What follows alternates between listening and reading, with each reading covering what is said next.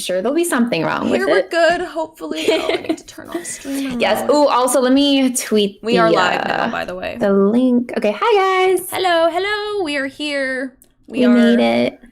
We've figured it out.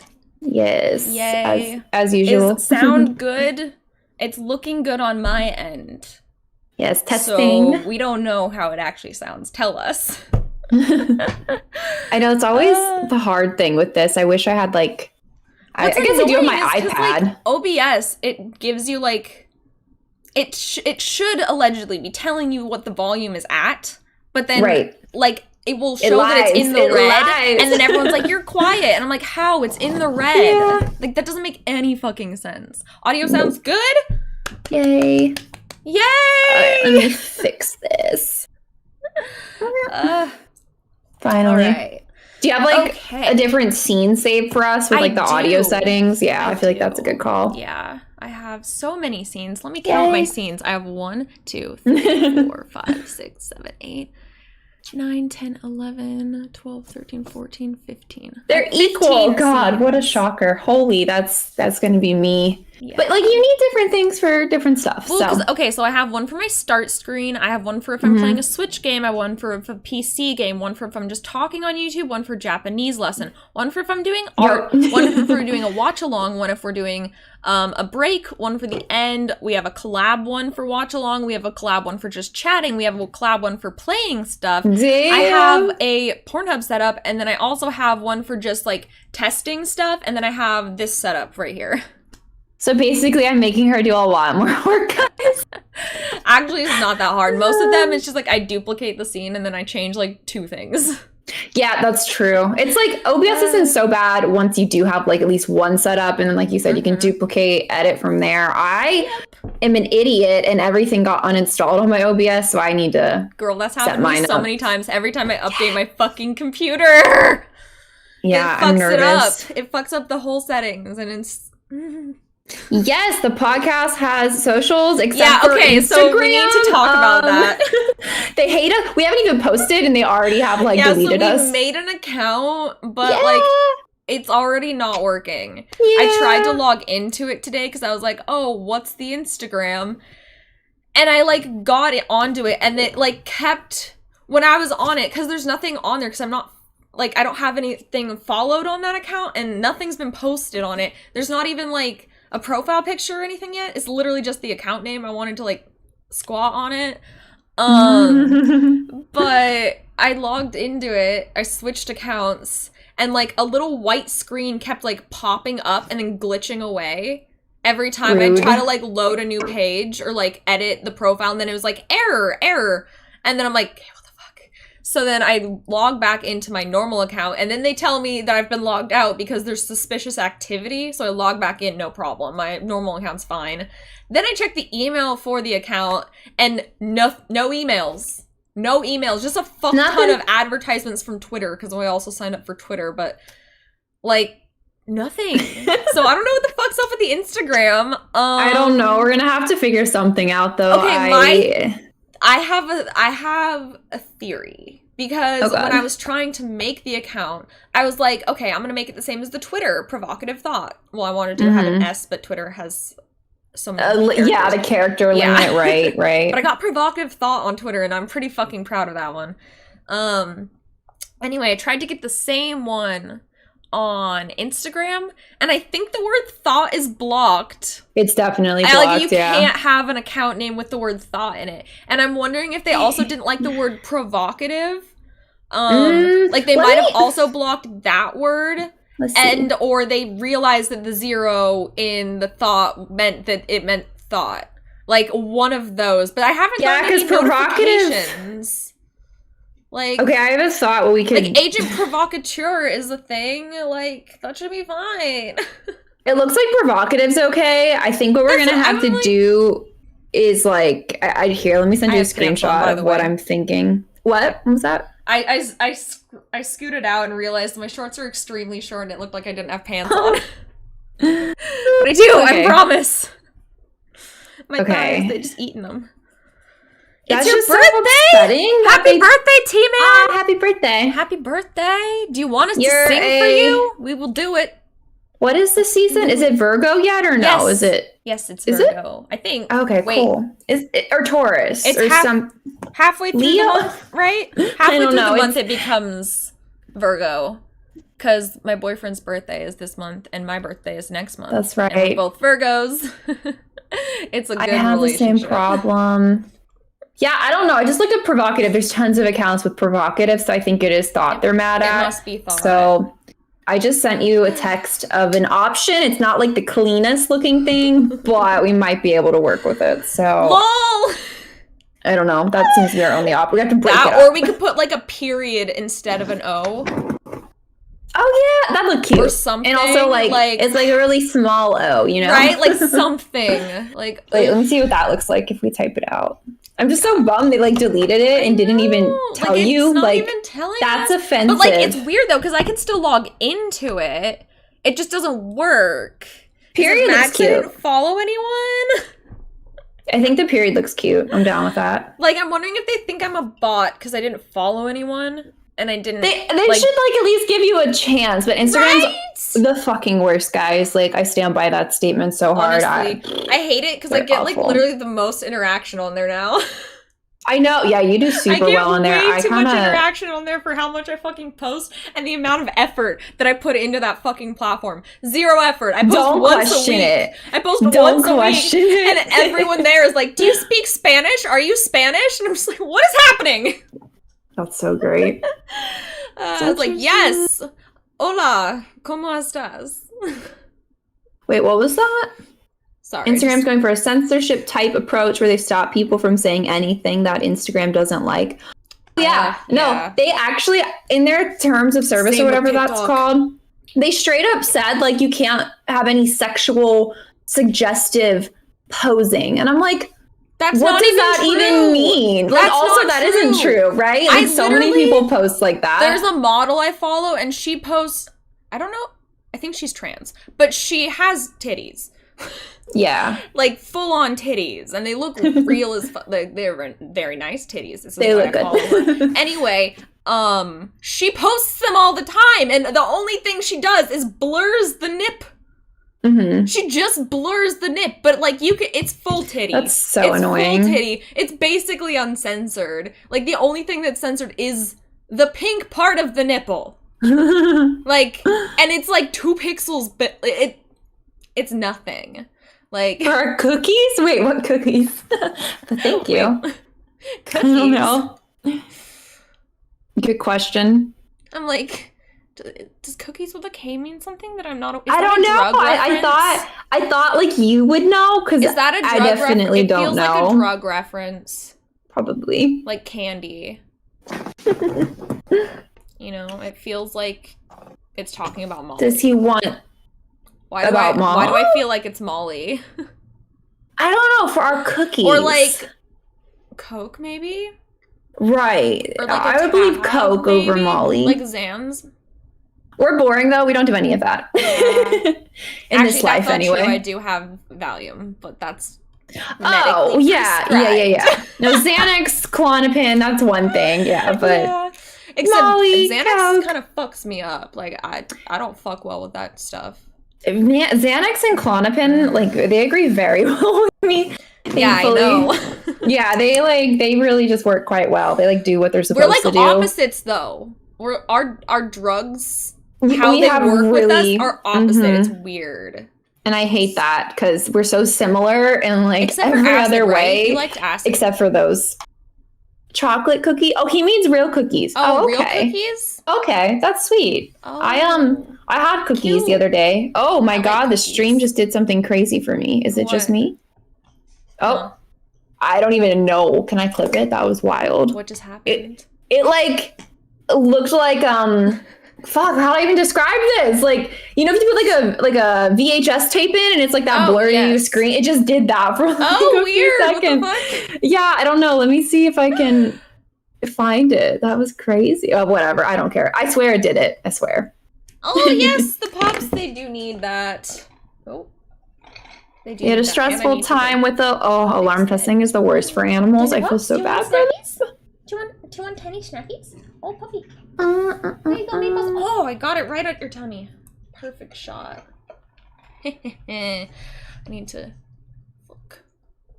Dawn. That, and if I had it.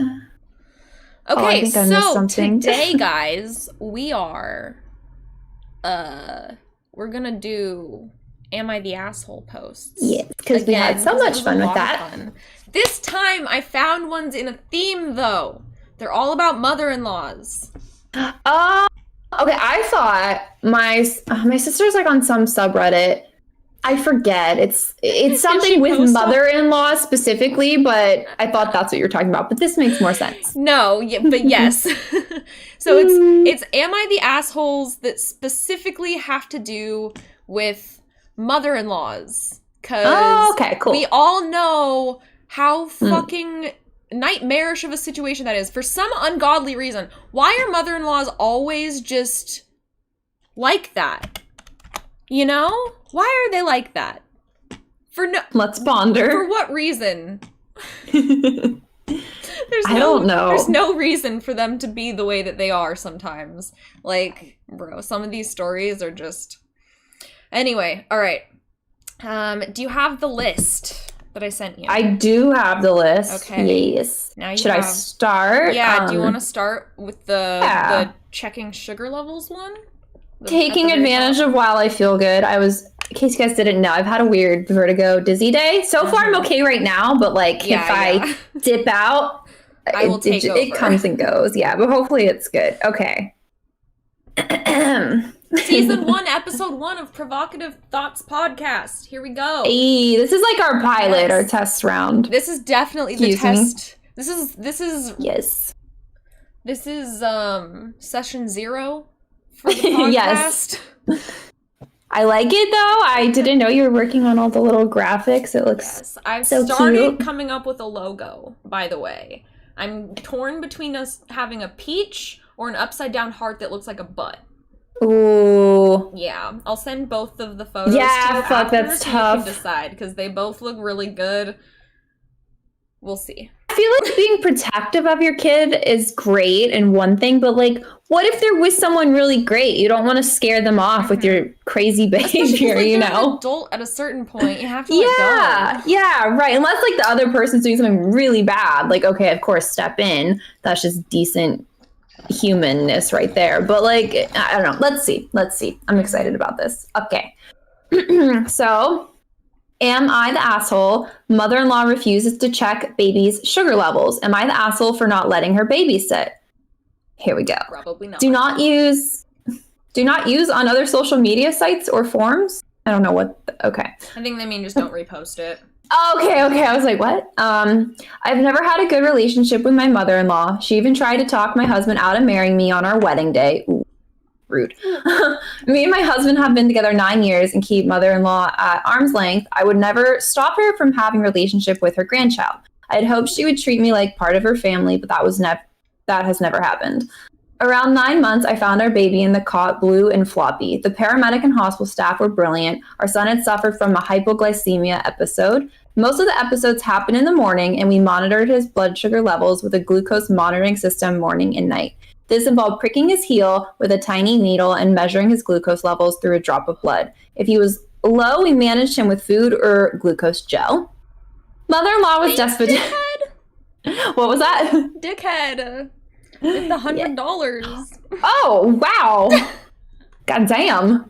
I know. So sweet for the first episode. Doesn't seem like a big dickhead to me. No, it's literally the worst name for him ever. Oh, and is that a cute little like cat picture? Oh, yes. That's even better. Wow. Yes, with a cone. And he's kind of winning. Every time I see his profile picture, I think it's an axolotl for a hot second. Oh, yeah. Because it looks like how they stand. Yeah, it's so cute, though. Oh, so hell cute. yeah. Anyway, thank you. Yes, thank you. Anyway. Cute cat picture and $100 pause in the story. Well worth it. Okay, where is it? So mother-in-law was desperate to have our son overnight without me being there. And to be fair, we had a wedding overnight, so it worked for both parties. Mother-in-law, should I say mill or stick with mother-in-law? Because there's going to be a lot of that. You can say mill if you want. Okay. Easy. Everyone, mill is mother-in-law. Okay. Mill had only babysat our son 2 to 3 hours at a time, so I showed her how to use the glucose monitoring system. I rang during the evening to see how our son was and to check she had checked his glucose levels. Mill said our son was fine, but she hadn't checked his glucose levels yet, as she didn't want to hurt him. I pointed out that he has done a minimum of twice a day and doesn't cry, and it's for his safety and medical reasons. Mill said she would check it later. On our return, I asked Mill what the reading was, and she said she couldn't remember. Oh, God. I got the measuring system out and asked Mill why there was no evening and morning readings on it. She responded that she didn't want to hurt or distress him. My response was it was better to check than him dying. Mill said I was being dramatic and he doesn't have hypos every day. I did vent at my husband, and he said next time we asked Mill to babysit, he would speak to her about measuring his glucose levels. I said she will only be having our son 2 to 3 hours and not overnight if she couldn't take responsibility for his care needs. Even though my husband said I was in the right, he barely talked to me for the rest of the journey. My husband will stick up for me sometimes, but he is not confrontational and feels it's better to just sometimes ignore Mill, which I feel pacifies her. Am I the asshole for not letting her babysit overnight? No, and don't let him, God. Don't let your husband fucking, act like this is not a big fucking deal. That could literally kill your child. Sorry, guys. He could die. Like, he could die. I just feel like dead. If you had a diabetic, or child, would you just be like, if your child was epileptic, would you not give them their medicine? Like, it doesn't make any sense. That's so rough. That's my fucking God. Psychotic. Definitely not the asshole. I would, honestly, it is courteous of you to let her have any access. If they're not going to believe in their illness, it doesn't happen every day, but it could happen any day. That's Anytime. the point. Any day. That's why you check. It might, what? Oh, also that stresses me out, honestly. The fact the kid is also so fine with getting pricked, it's like she didn't even have that excuse. Right. They specifically said it doesn't upset him. So he doesn't much better even cry. than I am, bro. I'm kind of jealous. Also, how dumb would she feel if he did have an episode because she didn't want to check and he died? Yeah, it's just, I don't know how she's rationalizing that in her mind. Maybe she doesn't like needles and she's afraid to admit that or something. And she's using the kid, not wanting to hurt the kid as an excuse. Because saying I don't want to hurt the kid, he's gonna be hurt if he's fucking dead. What do you mean? It's gonna be rough. Or don't you think that going into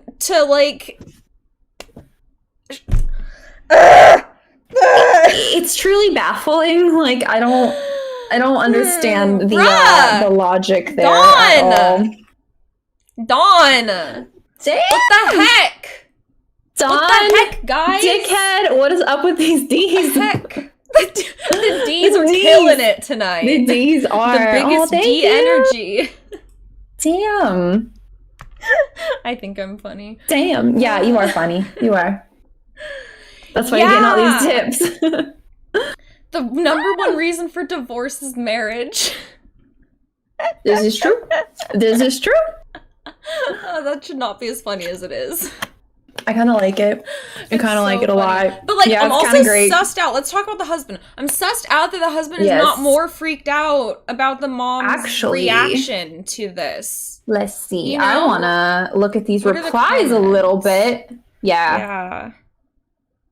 Exactly. That's the first comment. I wouldn't leave her unsupervised at all. That's what I'm saying. That's what I'm fucking saying. She's not the asshole, but your husband and Mill are agreed.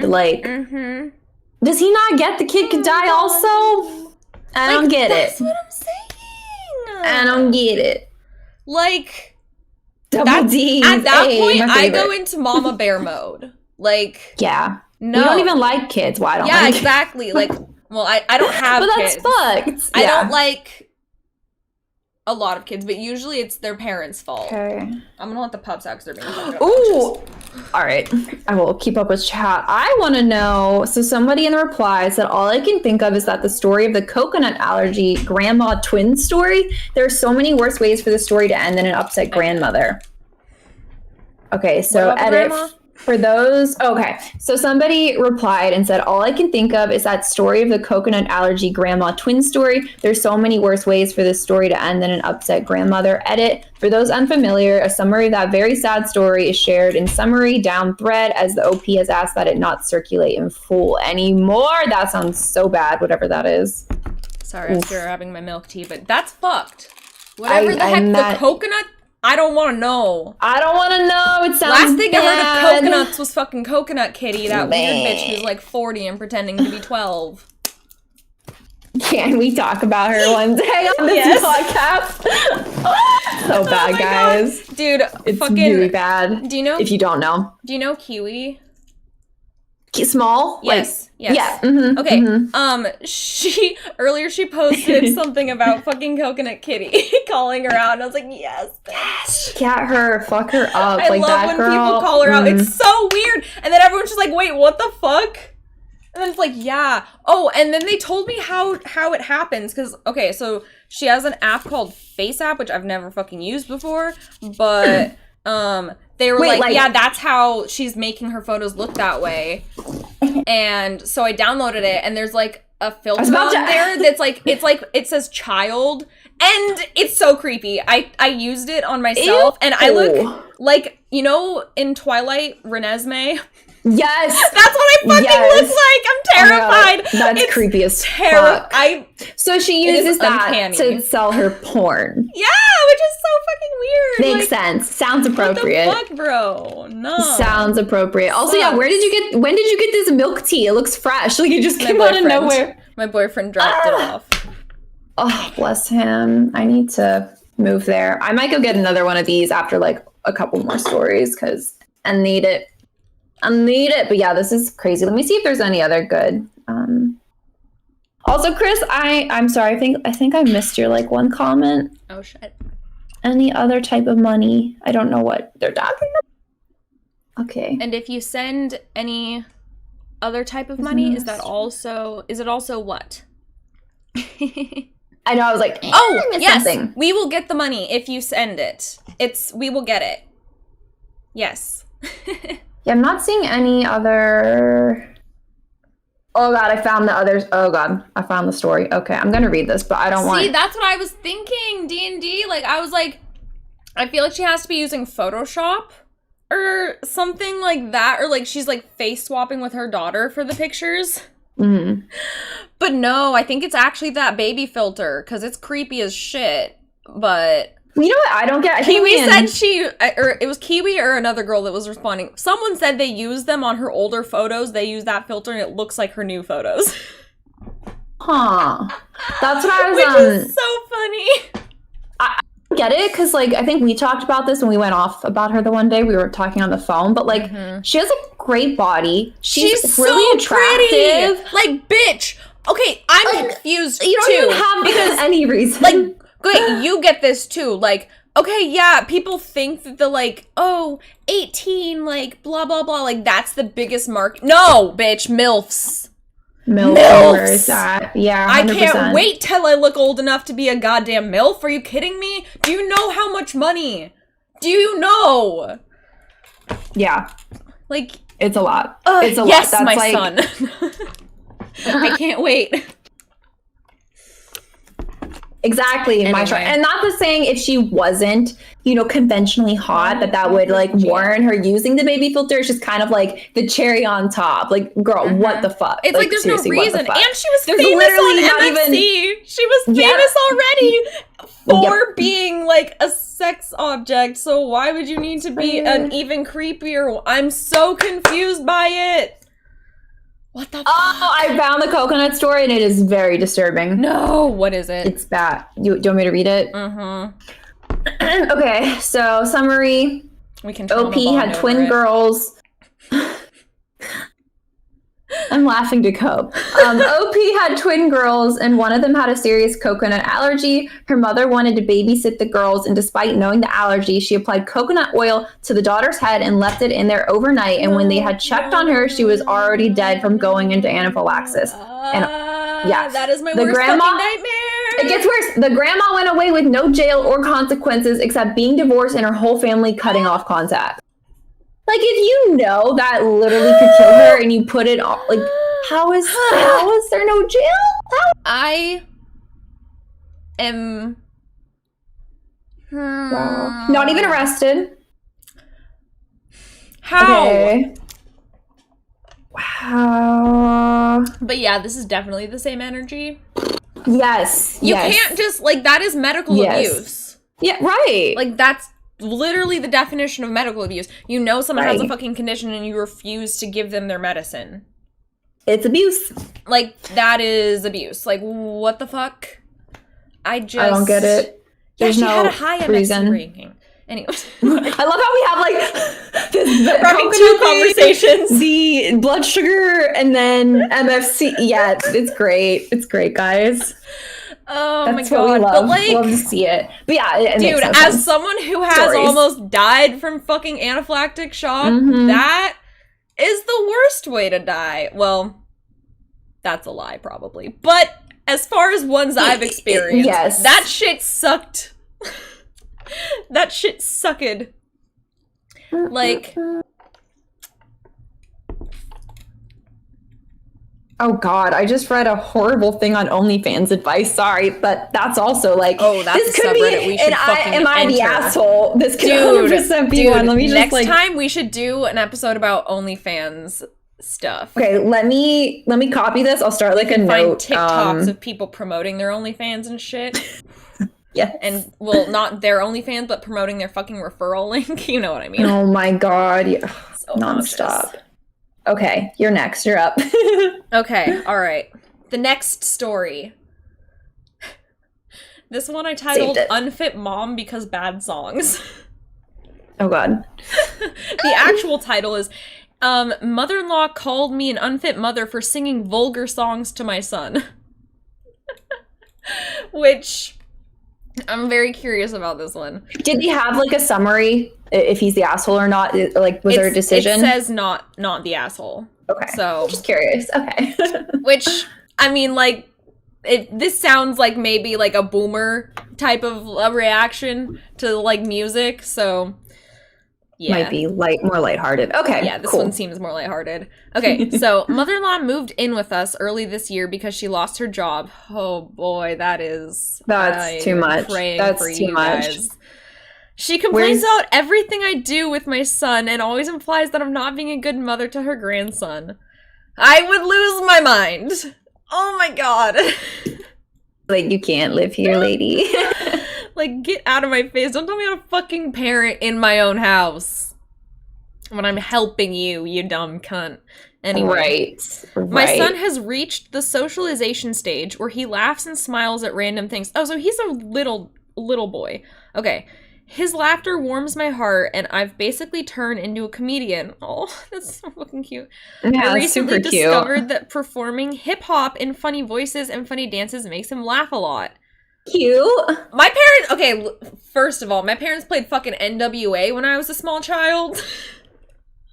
So, like, I mean, maybe that says a lot about me, but... I'll say, I grew up watching South Park, drinking coffee out of a sippy cup, watched... listen to all kinds of music. I wasn't that bad with the sippy cup, but I definitely started drinking coffee at 13. Yeah, no, my grandma thought that was acceptable, so. That was my dad, though. My dad started drinking coffee at, like, a young age. Now he's fucking addicted. I got off of it, but yeah, I definitely, like, I don't remember ever not drinking coffee. Like, it was always an option. So, yeah. Yep. Okay, so, so far this sounds totally fine. Anyway, where was I? And that's what I've been doing. Last week, mother-in-law walked in on us doing our standard routine. She called me every name in the book and claimed I was sexualizing my son. She said I was an unfit mother. This really annoyed me. I've been performing a lot more now, and I play hip-hop in the house even when I'm not performing for my son. He's like, she said I'm being disrespectful. My partner said I should drop it and let it go. I disagree. Am I the asshole? And then there's an edit. I have made a playlist of the clean versions of hip-hop artists that I like. Kendrick Lamar, Andre 300, Jay-Z, Eminem. Okay, she has good taste. I also switch out some of the lyrics when I'm performing them. My son is a little over 6 months old. He's 6 months old, and the lack of comprehension skills to actually understand the lyrics. My mother-in-law didn't actually listen to what was playing at the time, All Right by Kendrick Lamar, which is, he doesn't even make vulgar raps, but whatever. Right. I'm guessing she's assuming it's vulgar because it's rap. I have a lot of notes. I want to know is it weird to say that I want to know, like, the ethnicities of the people involved, because I feel like that the mom might be slightly racist. And I don't make that claim lightly. Yeah, the mother-in-law. Okay, not the mom. But like, I was like the fact that she hears Agreed. rap and then assumes it's sexual and then assumes that it's vulgar seems like it's saying a lot. And it feels like the type of rhetoric that I hear from people that have those kinds of beliefs. And like, that's super sus. Like, why do you hear a mom dancing with her fucking 6-month-old and think it's sexual? That's super concerning. What the fuck? Like, it runs That's so weird. That is weird. That's so weird. Kids and it's weird that the husband didn't think that that was weird, and he was like, you should just drop it. No, the fuck? That's no. Like, we have to keep in mind also the mother-in-law is living with them. Could you imagine, like, that's like a tyrant in your dealing fucking with house. that on like her visiting, but like literally she's living there and has the audacity to like go in on that. It's so weird. I like that she started just playing it all the time though. Like straight out of yes, bitch. Yes, good for her. Yeah, like. WAP. If it was WAP, she might have some room to fucking complain. But you're like Kendrick. They have a WAP Kids Bop version. I forget how it goes. True. Have you heard it? Oh, I've heard it. I have actually fucking heard it. I was accidentally listening to the radio because I had to drive without service. It was... Oh, God. Anyway. Awful. I was listening to the radio... And I had to listen to a fucking Cardi B song that was super censored. That wasn't WAP. I don't remember which one it was. And then WAP came on, and it was also very censored. And it was... I don't remember the fucking one... I don't remember what words it was. It was so funny, though. I was cracking up. I think the one is, instead of wet-ass pussy, it's wet and gushy. Which, like, is that really any that's not better? The one I heard. That is not what I heard. Let me look here. WAP, wet and gushy lyrics. Yes, I need to look up what the other one was. WAP, clean. They just, ban or block whores. Yeah, you dealing with some wet and gushy. Bring a bucket and a mop for this wet and gushy. Give me everything you got for this wet and gushy. Like, that is... worse than wet ass pussy. That's disgusting. That is so much worse, bro. So much worse. Wet ass, or wet and gushy. All right, I'm gonna read I'm gonna go through the comments, see if there's any solid ones. So obviously not the asshole. Like, I don't even like the way that the mother-in-law is acting disturbs me. Same. Like, it's something completely innocent. And you immediately jump to sexualizing it. Like, I would kick her out of the house. No. Aw, this person. She doesn't like living in your house, under your rules, and cannot keep her mouth shut. She can either suck it up and shut up, or she can get lost. Also, why is your partner not standing up for you? Waffles and pancakes! That sounds better than wet and gushy. That's way better than wet and gushy. Yeah, no, this is the ones I heard. I'm so bored in this house. I said my favorite color pink 7 days a week. Waffles and pancakes make that syrup game weak. Woo.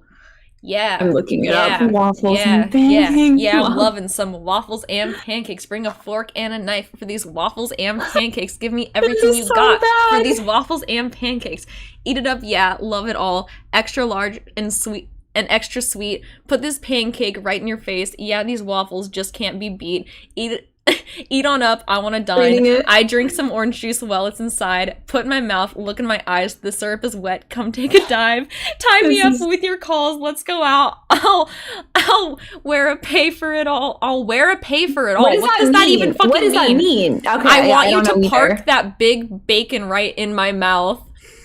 Grab some whipped cream, together forever, just like a team. We always in a different magazine. I help cook, I help clean. But let me tell you, I No, how I spray this Febreze. Oh my god! What does that have to do Goblet with the waffles and syrup pancakes? drip down the side of it. I can't. This is so fucking funny. I'll carry on. Quick, jump out before you let it soak in. I tell him where to go, never tell him where I'm about to be. I'm gonna eat this waffle before I let you talk to me. Talk your shit, bite your lip, ask for some jelly, eat my toast. What?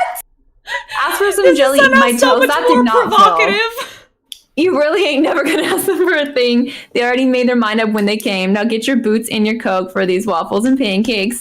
They bought a phone. Okay, yeah, y'all know that part. All right, carry on. Carry on with the next one. Oh my god, it's so Wait, you know how there's... Oh, did it start like that? I didn't know. I missed it. Instead of whores in this house, I'm so bored in this house. I'm so bored in this house, yep.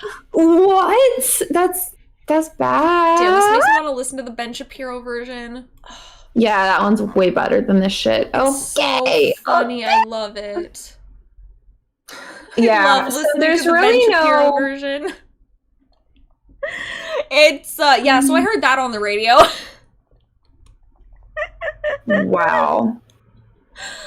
Oh my god. I hope she's doing that much to change the lyrics for her son. That would be hilarious. That'd be amazing. Oh god. But even if she doesn't, he's fucking 6. He doesn't understand English. The fuck? No, he doesn't know what's going on. Speak. He really doesn't. No. He hears noise. He likes the and noises. He's like, oh, mom is having fun. I'm gonna also have Yeah. the mom smiling and dancing. I'm gonna smile. Like, does she not understand how babies work? Apparently Like, not. that's a baby. That's not even like a child. That is a baby. That's a whole ass baby. 6 months? Yeah, way to sexualize breakfast. Breakfast is the sexiest meal, though. Is it? 100%. Whipped cream, strawberries, let's go. Unless you want to count dessert as a meal, which... Yes, I don't know do. if that's a meal. I definitely do. Oh, God. Oh, gosh, I'm nervous about this next one. All right, I'm going to read the next one. Yes. Then after this one, I got to take a pee break. Okay. Okay, here we go. Oh, yeah, this one. Is it good? I'm excited. It's interesting. I only read part of it. Okay, so you don't know how it ends. Yeah, I don't know how it ends. Okay, here we go. That's what I did for all of them. I didn't read the end of any of them, so I could have just like the start type of surprise. That was a good idea. Okay. Am I the asshole? Mother-in-law tried to have my baby blessed without asking me, so I took my baby and hid in the basement until the priest left. That's some shit I would do. Like, that's what else do you do? Like, what else do you do? Run away out of the house. Like, that would be the other option. Get in the car. Fuck. All right, so my mother-in-law and father-in-law are first-time grandparents who love to do everything for my 2-month-old daughter. Every year they ask a priest to come by their house to say a prayer and sprinkle holy water around their house. They have never asked us to go to their house before to get blessed ourselves, but I recall many years ago being in attendance for it, so I know what it entails. I don't have any issues with being blessed, and in fact, I'm slightly religious myself, so I'm not completely against it. Today, I woke up to my husband telling me his mom wanted to see our daughter. It was out of the blue, but we figured she wanted to see her before the end of the holiday season, before everyone goes back to work. They came to our house to pick us up since we don't drive. While we were putting our daughter in her car seat, my husband's mom asked us if we wanted to go see a movie or something and she can babysit our daughter. I told her no because we didn't feel like going anywhere and I didn't pump beforehand so she wouldn't have been able to feed her. Once she realized we were going to be at her house along with our daughter, she casually mentioned the reason she wanted to see our daughter that day was because she asked a priest to come bless their house and our daughter needed to be in the house so that he could bless her too. I was stunned. I look at my husband, but all I could say was, okay, so we went to her house. I tried to brush it off and go along with it, but it didn't sit right with me at all. I wanted to make these types of decisions with my husband and not have it be forced on us in this way, even if it's nothing official. I wanted to confront mother-in-law with a, sorry, but we will not be participating, but I've had issues with her in the past and prefer to keep the peace. Right before the priest showed up, we had to change our daughter's diaper, so we went downstairs to do it. My father-in-law did come down to tell us the priest will come downstairs, but I said no and shook my head. He said no, and then okay. We heard the priest do his thing, and we hid there until he was gone. My husband then went upstairs, and when he came back down, he told me his mom was crying. When we both went back upstairs, they acted like it was no big deal. Am I the asshole? That is so such funny. a situation. And also terrifying. The fact that she tried to Yeah. get them out of the house to do it without their knowledge behind their back is I don't like that. absolutely terrifying. What? I don't like it. Like, that is not your baby. What? Dude. I don't know if I'd make a really good mom or a really bad one, because I would go fucking insane on people if they tried to, like, do shit like this. I mean, you certainly wouldn't be the worst mom, so there's that. Like, bro, I would raise hell. Yeah. Like, that is my child. Get out of here. Oh, God, I hate those mother-in-laws. Have you fucking seen those that are like, oh, my baby, when, like, oh, yeah. their kid has a child? No! Not your baby. Your grandbaby. Not your baby. Kid, get it right. It's just creepy. Like, it gives me very So creepy vibes. I don't get it. I really Like, don't. Just, no. It's the parents' choice. Like, what if they're not religious? Which it doesn't seem like they are. Or even if they are, like, why would they want to do it in your fucking house? Go to a church. What the I feel hell? like the fact she had to be sneaky about it says a lot. You know? Like, yeah.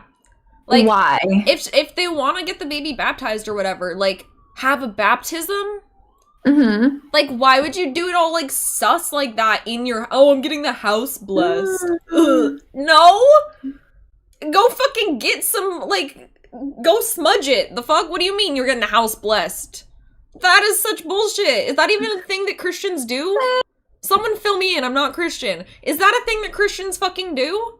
Do they bless their house? Help us, apparently. Because, like, I know that I know every single bitch that I know that's into, like, witchcraft smudges their house when they move in, but, like, or if there's, like, some fight happen or something, but, like, I didn't know Christians did that, do they? Someone, please. I need somebody to know. hopefully fucking knows. I think Sus among us, indeed. I'm curious. So somebody said, for future reference, the word no is an entire sentence. If that sounds just a bit too harsh, try no or no thank you. Surprisingly easy to use. And then my favorite is, thanks, that's not for me, actually. Yes, I love that one. So, like, then, like, okay. They're just like, oh, wait, what? And you're just like, yeah, not for me. And you just, so somebody, not for me. Somebody didn't like this. They said the popularity of advice like this on Reddit is how we end up with threads like these. And then there's another link. Maybe I should click it. Better advice. Learn to communicate your needs effectively without being curt or passive aggressive, and try to reach a compromise where both you actually don't owe people an explanation, though. Fuck off. I feel like no. Yeah, okay, it's nice. Passive aggressive. It's nice to explain something, but, like, in this type of a situation, it's not like it's a reasonable request, and it's also not like they're doing it in an upstanding way. Like, right. It's very obvious what's going on here. They're trying to go behind the mother and father's backs to do something with the child that they don't know if the parents are okay with. They don't owe them an explanation for why they don't want to go through with it. Like, no is a complete sentence. Like, it is. That's fucking stupid. What? I hate that. Yeah, people feel like sorry, that was the link. So maybe if we need another one, we can read that one. Yes, but good. No is a sentence. It's not being passive aggressive. Like, it's just simple and to the point. Like, yeah. Like, if it's a situation where, like, yeah, it makes sense to, like, explain why, and you're just like, no, and then just not explaining, then yeah, you are being a dick. But, like, if it's something like this, no, you don't have to explain why. No means no, ho. No means no. Like, it's super invasive anyway. Learning to just say no, thank you, has been amazing for me. I'm so glad I read it over and over again on Reddit and not to actually try it. Saying no doesn't have to be curt or rude, and it's not passive aggressive. The opposite. It's a totally valid and clear answer. You can say a to the point no in a really nice way. All right. Yeah. Agreed. Like, it's, yeah. I can't believe people are actually arguing that was passive aggressive. Right? Not at all. That's dumb. Dumb. But she's not the asshole. Mistron, I think you might be right. He says, given the ages of the in-laws, it's probably because they don't understand the whole point of consent. They grew up in a different time. Ooh, sad. Which, like, probably true. Yeah, that seems to be an issue with older generations, which is sadly concerning. They're working on it, maybe. That or time is. Yes, something is working. Whatever gives first. I have to pee. Do you have to pee or no? You're good. I don't have to pee, but I can talk to chat while you're gone. Sounds good. I'm gonna go get a drink too, but I should be pretty quick. Okay. Unless I like get dizzy and die. But I'll bring my phone in case that happens. If you do die, let me know. All right. Oh, that was my chair. Be right back. Okay. But like, it's like keeping a dead snake in the fridge. What? Okay, wait, I want to read it and see if that's like a thing that, okay, none that you know, some do. Okay. No, only in America. It would be great if it was for Satan. If it's haunted. Oh, like an exorcism of a house? Like, okay, I can see that. But why are they exorcising a baby? Oh my god.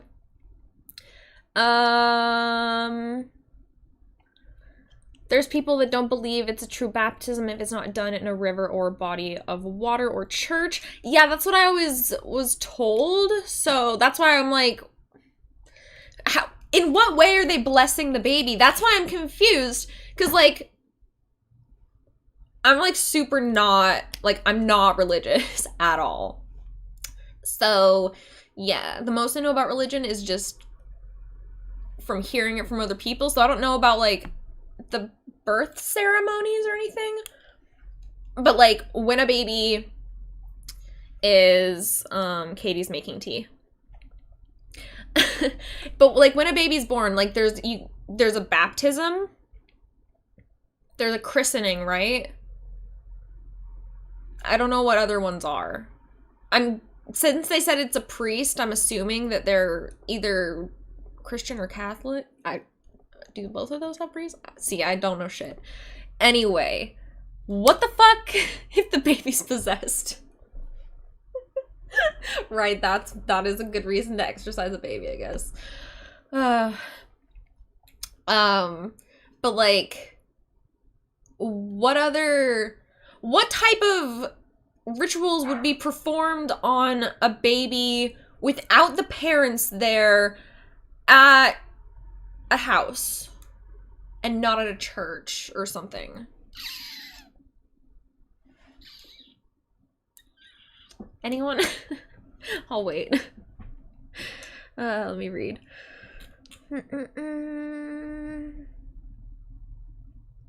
True D&D. Hopefully the rest of us can talk their kids out of falling for their bullshit.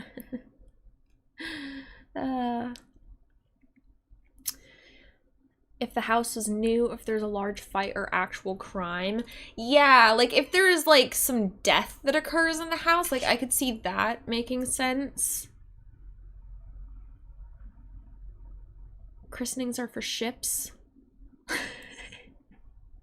I mean, I think you can christen a lot of things, because I christen a new bed every time I get one.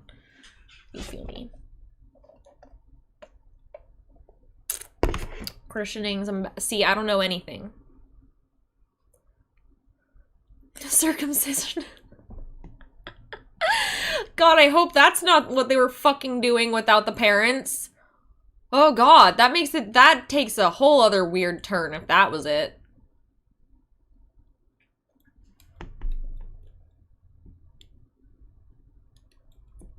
I hope that was, she would have mentioned that if that was it. The question is, what ritual would be performed on a baby from a Catholic and or Christian family that would not occur at a church? That a priest would just show up at the house and bless the baby. Like, yeah, that's what I was thinking, D&D. Like, it's the whole family's there. Like, anytime, I've been to one baptism. I was, like, young and half asleep for all of it, but, like, it's, like, the whole it's like a big party and shit. You know? Roll the wisdom saving throw. Fuck, where are my dice? Actually, they're the new dice bag I got. It's a Kirby. I'm pretty excited about it. I got a bunch of new dice. Anyway.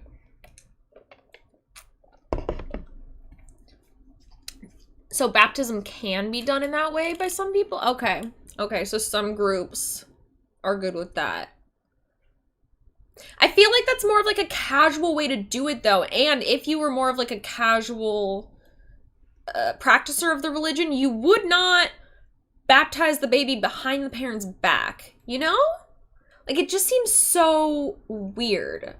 Like, I have so many questions about how this works. Like, maybe a traveling priest? Maybe. Maybe. Like, it's so weird. Yeah, it's a pretty good Kirby dice bag. Next time we do a world building stream, I'll show you guys all my fun new dice and stuff. They're all, like, put away right now, so. But, like, yeah. And then she's claiming it's for the house. It's so weird. So weird. Right? Like, you'd think you would want to do the baptism right if you're gonna do it. So you would want the fucking parents there. Like, that's so weird. Like, I don't know. I want to read more of the comments. I'm gonna read the replies here.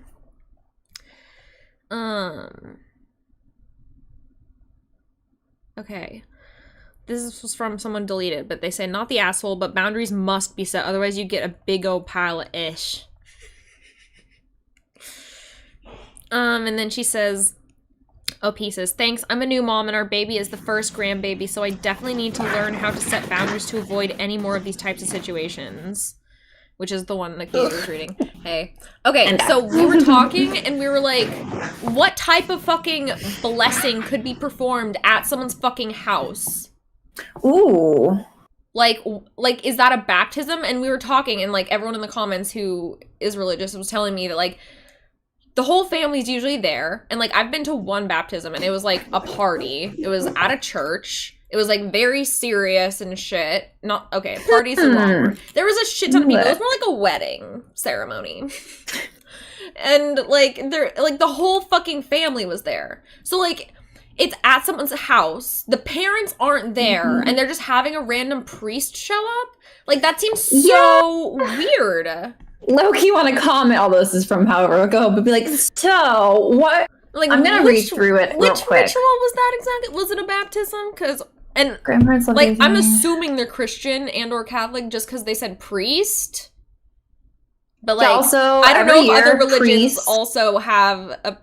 I don't know shit about religion, so it's like... to go to their house do other religions have priests? Also, okay, what kind of confuses me, let's dissect this a little bit. Every year they ask a priest to come by their house to say a prayer and sprinkle holy water around the house. That seems like a house thing to me. Moving on. They have never asked us to go to their house before to get blessed ourselves.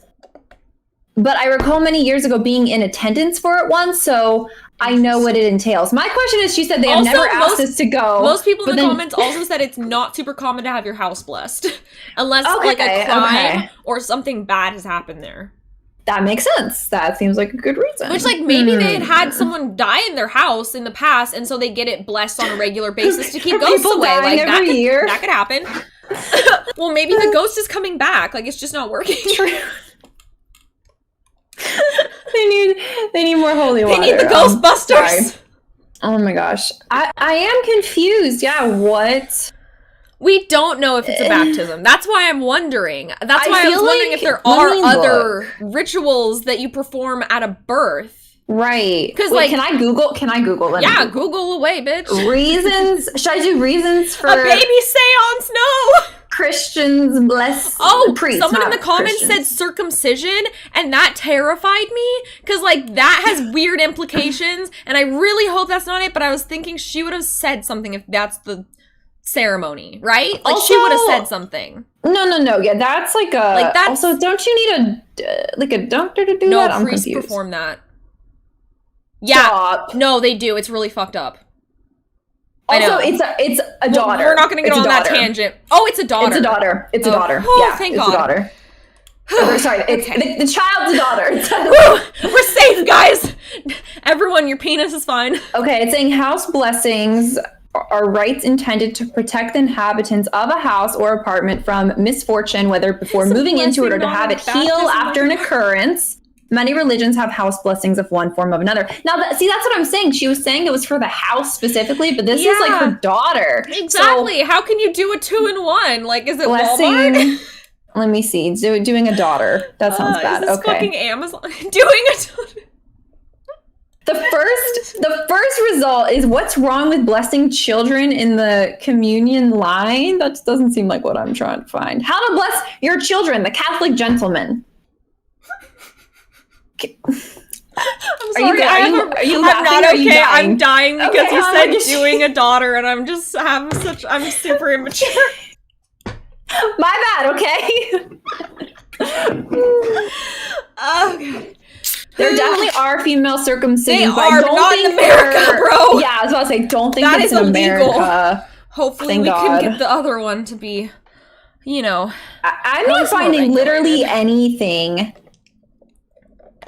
Like, literally nothing. You guys don't know of anything. I mean, Google's saying there's nothing, so I don't know what the hell's going on. I'm a little... That's why I was assuming a baptism or something, because, like, what other thing would you do for a baby?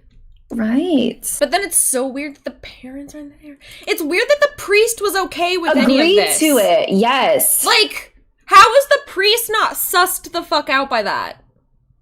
Sus-ass priest, if I do say so much. What else was the priest gonna do? Were they giving the child over to the priest? Dude, There are just so many weird y'all are welcome connotations to this. There's, you know what, I'm gonna go through the comments one more time. I'm really baffled that nobody's like, hey, I want some clarification. What kind of blessing was this? Like, are we weird for being curious? Nah, right? Definitely not. We just aren't religious, so we don't know shit. We are not religious. This is true. You weren't raised religious, right? Not at all. Yeah, neither was I. Neither was my entire family. Damn. Okay. Except so for like the people that are in Ireland who are obviously still Catholic. Because they're Irish. No, not at all. But I guess I was baptized because the family is, and then we like grew up military, and I don't know if any of you are like military, but because like people move around a lot, it's kind of hard to find a church even if you are religious, and like a lot of military people that I feel like there's a shit ton of churches don't go in Hawaii though. There's every one ever. Yeah, there's everything. So that's like super cool. Do they have the Korean Jesus church there? Because that's my favorite. Look it up. The posters for the Korean Jesus church is so funny. I love them. Let me see. Picture of Korean Jesus. Oh, love it. Anyway, you bring a baby over blessing. There are actual blessings done for babies that aren't baptisms. Question. Okay. Question. Okay. So this, where was it? Okay. This person is making me wonder. She said if they had said something from the beginning, like we would like to bring the baby over for the blessing. So question, did they just want the baby present during this like religious good blessing thing? So were they trying to bless? Were they seeing the baby as good luck in the blessing, or was the baby to be blessed? Is it a part of the ritual, the baby? Yeah. Are they using the life force of the baby to protect the house? Need baby energy. Does the baby get rid of ghosts? Is the baby a Ghostbuster secretly? They need that young blood. I don't know. Oh my god, I'm gonna cry. Are they vampires? We're missing something, y'all. We're missing something. I don't know. Nice. Oh god, I just saw the R word. Why do I see the R word? Why? What's happening? Okay, Wait, what's R word? IME mean? I know IMOs in my opinion. What's IME? In my experience? In my experience, yes. Okay, so in my experience, Catholics / other religions won't view this offensively as they were trying to save a soul. My father's mother was fretful I wouldn't be baptized. My uncle was studying in the priesthood at the time and gave me an emergency baptism. When he told me this baptism is the funniest sentence. Wait for it. Also, yeah, like I said, bad words coming up, at least in my book, but here we go. When he told me this many years later, I reacted offensively and told him he'd baptismally raped me. Oh, that apparently R-word. A triggering word, a possibly triggering word, but like they should expect this by now. Apparently incredibly offensive as he wanted to save me. I suggested it should be my choice. I mean, she's not wrong. I've never she's not wrong. An emergency baptism or baptismally rape. I agree with both phrases somehow. Like I feel that. Oh my god. The baby is a vessel. Who said that? Also, I have cat hair all over me, so sorry guys. Abe Oh my god. Okay. I've watched too many horror movies, bro. Same. Question, should we do a Don't Breathe 2 viewing stream? Oh my god, yes. I still can't get over the first one. That was so good. Okay, wait, what's the other R word? the one used against people who have mental handicaps or learning disabilities. Okay, no, I wouldn't. YouTube does not like. Okay, is the other one I just said okay? Because I know you can say that one on YouTube without getting reported. The other one you cannot say. Since I'm on YouTube now, and obviously we're going to be doing this, yeah, if there's like a list, please send it my way. I don't want to get you I don't or think else you in use trouble. most of the words that would get us in trouble. It's literally, cool. I think, actually, you don't even really use that word either. Nah, I don't. I really don't. I'm boring. No, you're I'm politically correct over here, you know. Yes. Okay. You lived in Hawaii, you learned. I did. I knew no other way. Yes. This is Full Metal Alchemist. Fuck! Wait, okay, I kind of want to go. Can we go through one more comment? Wait, have you seen anything? Do you know what the plot of Full Metal Alchemist is? No. Okay, so... Nah. Like, you know... Would it be easier to text? Fuck, no, I can say it. I'm trying to think of the word for it. What's the... Okay, I thought you were trying to find a word for a word you couldn't say. What is that word? You know, what is it called when you turn, like, metal into gold and stuff? What's that called? Like, that form of pseudoscience that people think that they can, like, turn water into wine and shit like that. Fuck, what is it called? Is there a word for it? I don't know. Yes, there Someone is. help. I can't remember. Fuck. Anyway, so basically they are doing that. It starts with an A. I'm so dumb. Ugh, it's driving me crazy. Chihuahua. I keep wanting to say archaeologist, and that's obviously not fucking it. Transmutation. I really want to know what this word is now. Somebody help, please. Fucking hell, it's gonna drive me insane. Anyway. Alchemy? Alchemy, yes! Oh, alchemy. Yay! Okay, there we go. Yeah, so alchemy, they're alchemists, and guys. Basically, someone dies, and they try to cut someone's arm off to bring them back to life, so he's saying the baby. Oh. They're gonna use the baby. Wow. Bruh. Oh my god. That's why I started dying. Jesus. Oh, okay. Alchemy for metals. Alchemy. Oh, god damn it. Okay, I think all a baby blessing is a priest says some words and he draws a cross on your forehead with some holy oil or something. I don't know what that is exactly, but it was some kind of oil.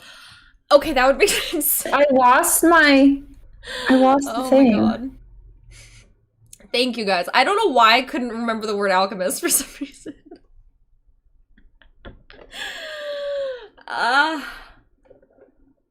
Oh my god, you're right. It is in the title of the show. I'm so fucking dumb. Full Metal Alchemist. Okay, see, when you said alchemist, you're like, A word, I was like, well, that can't be it, because it's in the name. She would know. Tell how I'm not okay after getting the vaccine. She's not. Things have changed. I've changed. I'm so, like, brain farts all of the time. Honestly, like, COVID, like, me having COVID, my brain was, I don't think it's fully recovered. I really don't. So I totally agree. Do you have your sense of smell back? Yeah, sense of smell and taste is fully back. Good. Yeah, that took, I was talking to my doctor about that. Yeah, it took like 2 months. And she was like, tell me if it comes back. It did. It took a long, like, I was shocked how long it was gone. My doctor said she got COVID. Huh? My doctor got COVID. Oh. And she was telling me about it. She was like, I was out for a month and it was not, like, I'm going to do everything in my power to keep you safe. You're not going to survive. Yeah, no, it was definitely way too long. Like, it was 4 weeks of me just being completely stuck in bed. But then after that, it was like a whole other month of not... to, like, feel, like, normal again. And my, like, sense of taste and smell was still gone. Like, I knew I had it. I had all of the symptoms plus a few. Like, it was COVID. There was no denying it. Brain diarrhea. Yeah, and real. Yeah. It causes intestine issues, guys. Just, it does. Yep. Shit sucked. Anyway, should I read the next one? Yes, I think we please. We really had to go in on hammered that one. horse to fucking death. All right, I'm gonna click the next Invasion one so of I can. privacy. Yes. Am I the asshole? Mother-in-law looked up my son's name and told the whole family. What? Which is a weird title, right? How do they not? This is marked as not the asshole. Okay, I'm curious. Thank you for everyone for your feedback. I'm gonna actually read the edits at the end. Why are they at the fucking top? Anyway. Throwaway. This happened pre-quarantine, but it still hurts. Okay, so this happened a while ago. It's like almost 2 years ago, bro. Yeah. Anyway. When I was pregnant, my husband and I told the families we are keeping our baby boy's name a secret. My family is Greek and was okay with this. Why does them being Greek? Okay, whatever. Wait, question. Is anyone Greek? And is that a thing that's like tradition? Yeah, do we need to know? I need context. I am not Greek. Someone let us know while she's reading this. Does that matter?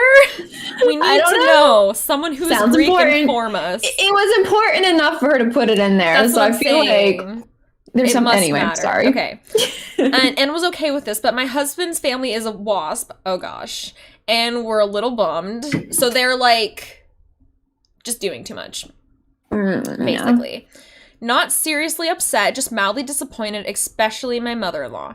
This is the first grandbaby and great-grandbaby on both sides. Oh, they still have great-grandparents. That's fun. That is fun. That's a lot. My great-grandma is still alive. Really? Yeah. Oh my god, that's amazing. Yeah. Goddamn. She makes the best fucking pies, bro. Good for her. She literally is doing great, honestly. That's amazing. At this point, it's just dementia getting her, but she's still like kicking ass. She goes on daily walks. Love her. Wow. Anyway, I have a good relationship with my mother-in-law. Oh, that's a new one. But she is a big gossip. We never told her this played a big part in why we kept the name a secret. Whenever she would probe, I'm so confused at why they want to keep it a secret. Like, I don't know. Like, I respect it and all, but I'm just very curious. What I don't get is, like, as soon as it pops out, everyone's gonna know. Like, yeah, I just want to know what are they, like, in the mafia or something? They have their reasons. I don't know. Hold on, is anyone Greek in the comments? Greek Catholic. Not yet, Soul. After my birthday, I'll be fully vaccinated, though. Yeah, I don't see anyone that knows. I'm gonna die. Okay, anyway. I think maybe she'll explain more. Whenever she would probe, we told her we didn't want to have to deal with others' judgments. True. But more importantly, that we wanted something special just between us as a little family. Okay. Here's the issue. We chose an English name of Greek origin for the baby. Think Peter. In the nursery, I made a gallery wall of about 10 to 12 art pieces, including a 4x6 picture of his name in Greek. Okay, interesting choice if you want it to be secret. Right? The only people in my family who can read Greek live in Greece, and wouldn't be visiting until after the baby was born, so I didn't see anything wrong with letting his name hang freely on the wall. You know that Google Translate has, like, an image capture, right? Okay, whatever. I don't think she does. When mother-in-law and father-in-law came to visit, mother-in-law asked what the Greek word meant. We told her that it was the baby boy's name. You don't have to... Okay. Which she took well. Later during the visit, she went to the restroom and, unbeknownst to us, snapped a picture of the Greek name. What did you think was happening? Here comes Google Translate. Fast forward a month, and baby Peter is born. Okay, we're just calling him Peter now. Yeah. The first person I want to have visit the hospital is my mom and dad, who came in and, right off the bat, greet my son by name. I was shocked and asked how they knew his name, and they said mother-in-law told the families in the waiting room. Turns out, after visiting us a month prior, she took the photo and posted it on Facebook asking for a translation. Someone more technology literate than her managed to translate the text to Petros, which she looked up and learned it means Peter. To give her credit, is it actually Peter? Because to give her credit, she didn't tell anyone she knew the name until I was in labor. Then she went hog wild. She texted family, baby Peter's on the way, openly referred to him by name in the waiting area. My husband and I were furious. My argument is that she knew why we didn't tell people the name. She spoiled us introducing our son to his family. Her argument is that it was unfair to openly display his name on the wall of the nursery. She said it was wrong of us to taunt her like that. I never got the impression that's how she felt, and we shouldn't have displayed his name if we didn't expect people to look it up. I understand this, and this is why we never posted pictures to social media. Was I in the wrong? Was letting his name hang freely an asshole move on my part? Oh, I should read the edits. Hold on. Yes. Edits. Thank you, everyone, for your feedback. To be clear, I wasn't asking if what my mother-in-law did was wrong so much as I was asking if my actions seemed malicious or made me the asshole. I feel pretty stupid that it happened. I should have been more careful, but I'm relieved that I wasn't being a total jerk without realizing it. Also, a lot of the comments really made me recognize how much of a first world problem this is. I have a lot to be thankful for. Another edit. Accidentally posted his real name in the original sorry. Wait, what? Accidentally posted his real name in the original sorry? So she changed it to Peter. Okay. I'm still confused at why she's keeping it a secret. She said so it can be a little special thing between the family, but like, man, that's his name. That's his fucking name. Like, do you not want them to interact with him? Like, I'm so fucking confused. And do you honestly think she wasn't going to go post on Facebook after delivery and be like, here's the baby. She's going to put his name right there on Facebook. Like, that was stupid. Like, okay, hanging it on the wall if you want to keep it a secret, and if they don't speak Greek is fine if you don't tell them that's the name. But telling her it's the name, taunting her with it, like, yeah, I think they kind of are the asshole. Like, I know that Reddit doesn't think so, but I actually think they're the asshole. The child wasn't born yet. Yeah, when this happened. Definitely on the... It's, like, I respect that they want privacy, but I'm finding it hard to understand why they think that having a name be private makes any type of logical sense. Yes, I want to read this reply, also kind of confused super... like, what? I mean, I guess them being Greek did matter, though. Apparently. Okay. So this one is a reply to one that had like thousands of upvotes, but this one seems more dramatic, so I'm going to read it. Mm-hmm. Honestly, OP, don't let her get away with this. Tell her the trust is gone, and then don't keep her as involved. Don't keep her as involved in any of baby Peter's first. Like when he says his first word, don't go out of your way to tell her. Let her find out with everyone else. Honestly, her taking and posting that photo is so bizarre and sad. I can't ever imagine being a desperate enough gossip to do that. So just be careful of anything in the future, because you know she will go above and beyond to pry into your lives. If you have another child, I keep her out of the house the whole pregnancy. Like, that's insane, in my opinion. Like, I'm not saying this was cool, but she's family, give her a chance, you know, but I didn't appreciate that. Yeah, but to be like what? You can't be around me at all. Is this the Twilight Zone? What was that? Is this the fucking Twilight Zone? I'd get it if it was his middle name or something, that's not something people address him by. But they literally are gonna have to know his fucking name. You know, it's kind of hysterical. If you wanted to keep it secret till he was born, then why did you tell her what the... Bro! I'm not okay. Scroll down. Yeah, I'll just read this one. Okay, so a reply was first a comment you might want to go through and re-edit to keep the same heritage slash name. You switch from one name to another and back again, unless I'm reading you wrong. I might be. And then they said edited for OP's privacy. So OP saw that and said, thanks, I was trying to be private and kind of failed. So do you think this is still about the baby's name they were censoring? Is she still trying to keep this kid's name like it's private? Weird. I know, because like you're on a throwaway account. It's not like it's going to be connected back to any person. It's not like you're doxing your kid. You're not giving a last name. My mom's It's weird. It's very weird to me that they're trying to keep their kids so secret. It's definitely a first world problem. Like, the definition of it. Yeah. Like, what the hell? I agree, Mungo. Everyone sucks here. Everyone sucks here. Pretty much. Here, there actually is... I found one reply that was an everyone sucks here. Good. Here, let me find it. Everyone sucks here. This is one of the stupidest things I've ever heard of people being upset over. You didn't birth the next savior of the world just to heir, or the heir to their kingdom. It's just a name. Exactly. Fucking no. Exactly. Oh, you're the asshole. You're the asshole because you didn't actually keep your son's name a secret. You had it hanging up on the wall in full display. It is really a stretch to assume mother-in-law couldn't/wouldn't figure out the name, given we all live with easy access to Google these days. Not to mention she's part of the family, which is Greek, who speaks Greek. Like, where was that one? Okay. It's kind of far down. Okay, no worries, no worries. Wow. Wow.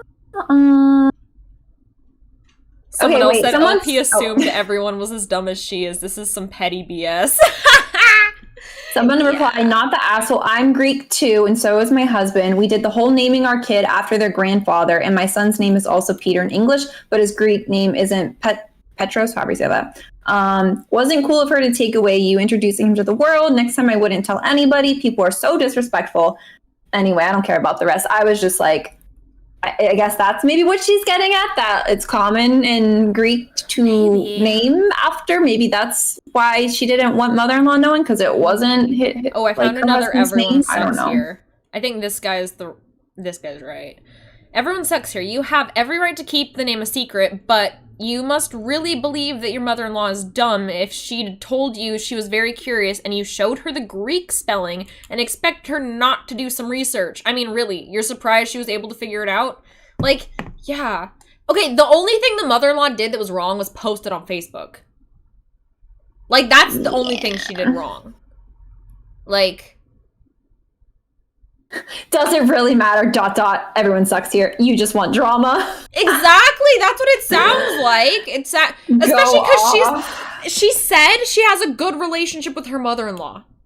Oh, why the fuck would you ruin it over something this dumb? Found another good dramatic one. Curious why you mentioned that your husband's family is what is it? WASP or WASP? However you say it. Yeah. In short. Wouldn't it be sufficient to say my family is Greek, my husband is not? You must have some unconscious bias against them. True. Because from what it sounds like, they aren't. They aren't that. It doesn't sound like they're very overbearing at all. It sounds like they want to be included, actually, which is normal. Like she said, it's the first grandbaby, and you're not going to tell them the fucking name of it? Are you kidding me? I get being like, oh, we want to keep it a secret till they're born or something. But, like, you're gonna have to tell them eventually. Eventually, right. And then just putting it up on the wall. Again, you didn't have to tell her that it was the name. You could have just been like, oh, it's just, like, just fucking lie. It's called a white lie. Use it.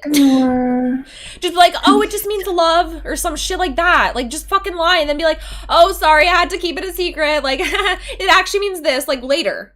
Like... It's so petty. Pick a certain hill to die on, I'd say. You would tell him his name anyway. Is it worth bringing more negative emotions to your already stressful situation for your sake, not theirs? Yeah. And then they say, Wait, what's N? Oh, nah. I thought I've been seeing NTA for not the asshole so much. He put NAH. I'm like, what's NAH? But he's just saying nah. Like, no. That's funny. Oh, that was good shit. That was good shit. Yeah, we're definitely on the other side. We don't agree with everyone on this. No, not at all. I don't understand. Not at all. Even if the flavor has been added here already, can you elaborate on the added value on only you knowing the name of the baby and why adding all this drama was worth it for you? Mm-hmm. Yeah. Preach. It feels like maybe she was getting a lot of attention when she was pregnant, and now that she's gonna no longer be pregnant and all the attention's gonna be on the baby, she wants the attention to come back onto her because she's the only one that has access to the baby. Yeah. So they have to come to her for access to the baby or like information about the baby, and so this is her way of like maintaining attention or something, which is stupid because like why are you competing with your fucking child, weirdo? Grow up. Yeah, like grow up. She's in for a world of hurt. This is how she's acting already. Ooh. Okay, that was, I think baby shower is the next one. Also, Devil, hi. You get snackies. Thank you. How are you doing? Which is more petty, honesty or lie? Wait, I don't understand that. Nani? Petty, honesty or lie? I'm confused. Help. What's more petty, honesty or lies? Yeah, I don't understand. It depends on the context. Yeah. Because it's like, does my ass look fat in this? It's very petty to be like, yeah. Not very petty to be like, no, you look great, babe. Like, but if it's like, oh, hey, is there a car coming? I'm about to cross the road. And you're like, oh, no. Like, then, yeah, that'd be like, what do you fucking mean? It depends on the context. Are you a grown adult? Do you understand how lying works in contextual situations? Like, white lies are a thing. We were taught this in elementary school. Like, bruh. Yeah, it surprises me. All these posts, honestly. It's very interesting to see. I don't know, like people's, I guess, yeah, pettiness or just like shit going on. Like that was ridiculous to me. Like how, like that one person said, was it worth all the drama? Yeah, like it's not. I don't think unless that's so. the goal. It feels like the goal is drama because what would the other goal be here? To protect your child's privacy from their grandparents who just want to know their name? It's not like they're like, oh, when he's born, like, let him sleep over the next night. Like, it's not like they're doing, or like, oh, like, we want to be in the room when he gets, like, delivered, or, like, anything like that that's actually an invasion of privacy. Right. This is his goddamn name. It's literally, isn't it going to be, like, public record, right? Like, right? I'm pretty sure that's how that works. It's going to be on the goddamn birth certificate, my guy. They can Google the name. Yeah. Birth records are public. Ridiculous. At least in most places, I think they're public. I don't know. I think he was referring to someone going out of their way to get honest answers over something trivial versus white lies for something trivial. Okay, that makes sense. Again, I think it depends on the context, though. Because, like, someone going out of their way to get an honest answer over something trivial, if they don't know the honest answer, it might not actually be trivial. That's why they're trying to find out the truth. But, like, just saying a white lie over something trivial like that doesn't have any type of, like, further interaction. You know? Like, that's kind of just, like, a one-time thing. Like, lying about what the picture fucking meant. You know? Like, yeah. Squeaky chair. All right, are we ready for the next one? It also involves babies. Yes, the baby shower.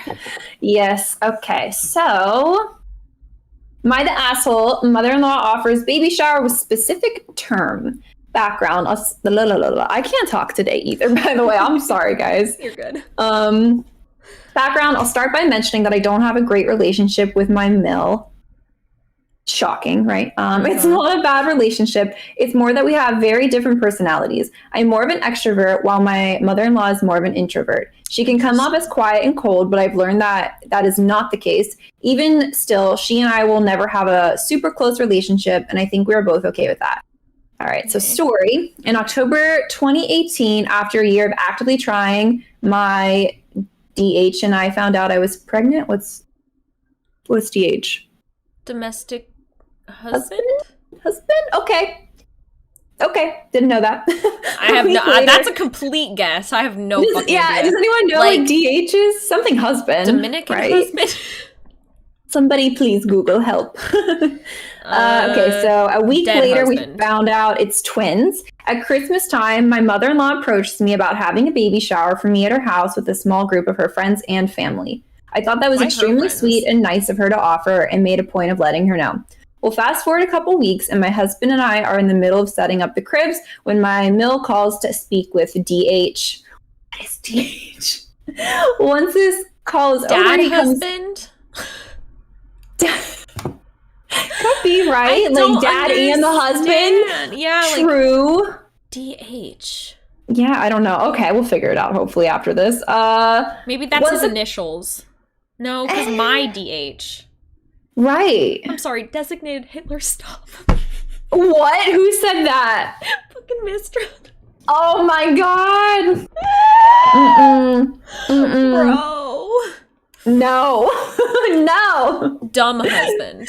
Dominican darling husband. Like, why not just say I don't get this. It's definitely a Reddit term. It's definitely I Dominican. Feel that. I'm going with it's Dominican. That's the only explanation that makes it. Oh my gosh. He's Dominican. This is important to the story. Just like the last one.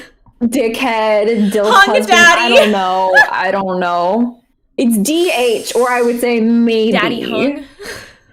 Daddy. It stands for darling husband. Okay. Really? I believe that. I do, but I don't get it. Just say husband. Okay. Just say husband. Okay, anyway. If you don't want all the words. All right, so Okay, so they're setting up cribs. Mother-in-law calls to speak with DH. Once the call is over, he comes in to tell me that his mother has decided that instead of having the baby shower before the twins are born, she wants to have the baby shower shortly after they are born. Naturally, my DH wanted me to be on board and excited about this, but I told him I had some concerns. Yeah. Okay. Yeah, first off, we are first-time parents and to twins, no less. I have no idea what life is going to be like after they are born. Plus, there's a chance I'll be recovering from a C-section, which I did, and the girls might have a NICU stay, which they did for 11 days. Add to that the fact that we would be packing them up and driving the hour and a half one way down to my Mill's house so all of her friends and family can see the girls and I imagine hold them and snuggle them. And before you ask, there's no way she would ever entertain the idea of having the baby shower up in our neck of the woods. She and some of her friends are not a fan of long drives. I told DH I appreciate the offer of a baby shower. However, I'm not sure I'm okay with this new change, especially when it wasn't something we even discussed with his mother. She just arbitrarily decided on this change. It is a lot easier to attend a baby shower while pregnant versus recovering from a C-section with 2 newborns. I left it at that. Impossible. Like literally, it's almost done, but like that's so unconventional to have it after, and there's a reason it's before. Like, yeah, if you don't have any baby stuff yet, it's really nice to get all that stuff at the shower, and then it's ready to go when the babies are born. She brings up a great. Like, she doesn't know what life is going to be like after they're born or what their schedule's like, and that's a long-ass drive. Completely valid. Like, I would... Oh, man, she is honestly handling this very well. Okay, so I left it that it would be okay, but I couldn't commit to a time frame until after the girls are born. That sucks! Like, you want this stuff. Like, what the... Okay. I made it clear that the first month after birth was not possible. Well, my mill got extremely offended when we mentioned the concerns we had. All my DH and I wanted her to be aware of are the variables that come with having the event post-birth. Unfortunately, my mill didn't really listen to what we had to say and just took our concerns as an excuse to not have the baby shower. Between that moment and when the girls were born, my mill wouldn't speak to me. So the question is, am I the asshole for voicing these concerns, or should I have kept my mouth shut with a smile on my face and go through with the baby shower? Oh my god, she's so not the asshole. So fucking hard. I'm cringing so hard. First of all, I don't think she needed to mention that she's an extrovert and the mother-in-law's an introvert, because that doesn't have fuck all to do with this. The mom's obviously not that much of an introvert if she's willing to throw a party at her house with a bunch of friends. So as an introvert, like, that is not something I would ever consider doing. Yeah, no, especially your house. Like, yeah, no. Like, no. What? Also, that is absolutely fucking insane to expect a new mom who just went through a fucking C-section, got cut in fucking half, and then she has to go drive an hour and a half with newborn twins? Just so the mom and her friends can see. Why the fuck is her friends there? The baby shower is like, for the mother. Yeah, for the mother. It's normally her friends. It's her friends. Like, no, I wouldn't even go. I'd be like, oh, that's cute. You want to have a baby shower for me? Cool, send me the gifts. Like, fuck you. I feel like the point of the baby shower is to get, like, your loved ones who are excited to, like, you for this baby. And it's, like, there to support the mom and, like, help the family out, too, with, like, supplies that they might not have. And this is just inconveniencing them. It's stressing them out. It has nothing to do with their friends or family beyond the mill. So, like... Yeah. It's literally a good idea. Every baby shower I've ever been to, because like my mom has a fuck ton of friends, and so she drags me along to shit like that. Anyway, every single one I've been to, it's all about the current mothers giving the new mom advice and other like stuff that will help them when they're a new mom, so they can prepare for it, and so they can have a day off, so they're not stressed, and everyone's like taking care of them and stuff. Like that's every baby shower I've ever been to. Yeah. And to like get some good food and stuff. Exactly. And play that weird diaper game with chocolate. Have you fucking played that? Cause no, but I know what it is, but I have not played it. This is she's I want to look at the comments. My stomach hurt even though it was delicious chocolate. I was like, yeah, anyone who expects a new mother and brand new infant to do the traveling is a giant asshole. This just proves the shower wasn't about you or your babies, but about her getting to show off. Yeah, that would have been a let's spread germs from all guests to the vulnerable newborns party. No way in hell that was a thoughtful idea. Right? Especially if they had to be in the ICU for 11 days. They, like, she didn't say whether or not they were, like, preemies or not, but, like, twins tend to be. And they tend to have a lot of health issues. Yep. Like, I have a lot of friends who are twins for some reason, and all of them had issues when they were babies. Also, some of my cousins are twins, and they were extremely premature. Like, no. Yeah, that was my thought too. NICU babies do not need to be around that many people until their tiny immune systems bulk up a bit. They're not even allowed to be. Nope. Like, doctors literally won't let them. I don't think they can even travel. Are they allowed to even travel? It depends, but I don't think this case. I think it has to have like a medical necessity for them to travel. Like there has to be like a reason. You can't just do it for a fucking party so they get passed around and everyone coughs on them. The fuck? Seriously, just for like the fuck? No one in their right mind wait until after the first baby for the shower. The whole point is to give the new parents a leg up before the kids arrive, also, so they have less to worry about. Also, a month is not unreasonable amount of time to wait. That's actually pretty soon, in my opinion. Especially in cold and flu season. I'm not open the window because it's hot.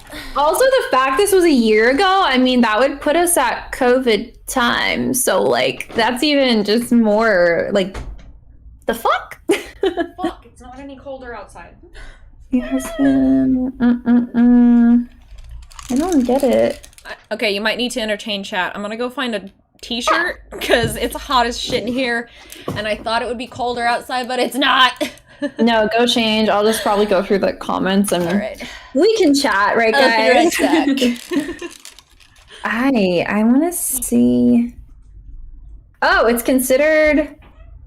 I don't know what this word is. Something bad in my culture to buy anything for a baby or to celebrate a baby before it's born alive and well. It comes down from the times when infant mortality was very high. So people were actively discouraged from developing attachment to a child before you're sure that the birth and newborn stage went off smoothly. It's still a common tradition because infant mortality is still pretty high in my part of the world, developing country of poverty and malnutrition and infectious diseases and all that. It is customary to have a celebration of the mother's pregnancy by having a party with all female relatives who bless the mother with gifts she can use herself. And the food served is supposed to be whatever the pregnant woman is craving at the time. I don't know what reply this was for. Oh, okay. Baby showers before a baby is born is pretty much an American thing. I've had colleagues from Europe who've asked me to go to bat to help dissuade people from holding baby showers for them, knowing I understand why they don't want because I'm Jewish. I didn't know that. Just Katie, I'm out. Oh, wow. You're on my crapless now, sir.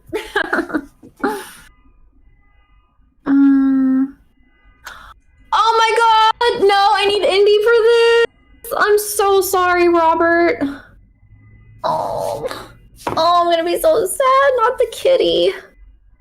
I love animals, but yeah, I'm a cat lady, and my cat is my world, so like, honestly might cry. That's so sad. I'm so sorry. Damn. Honking, my god. That's very sad news.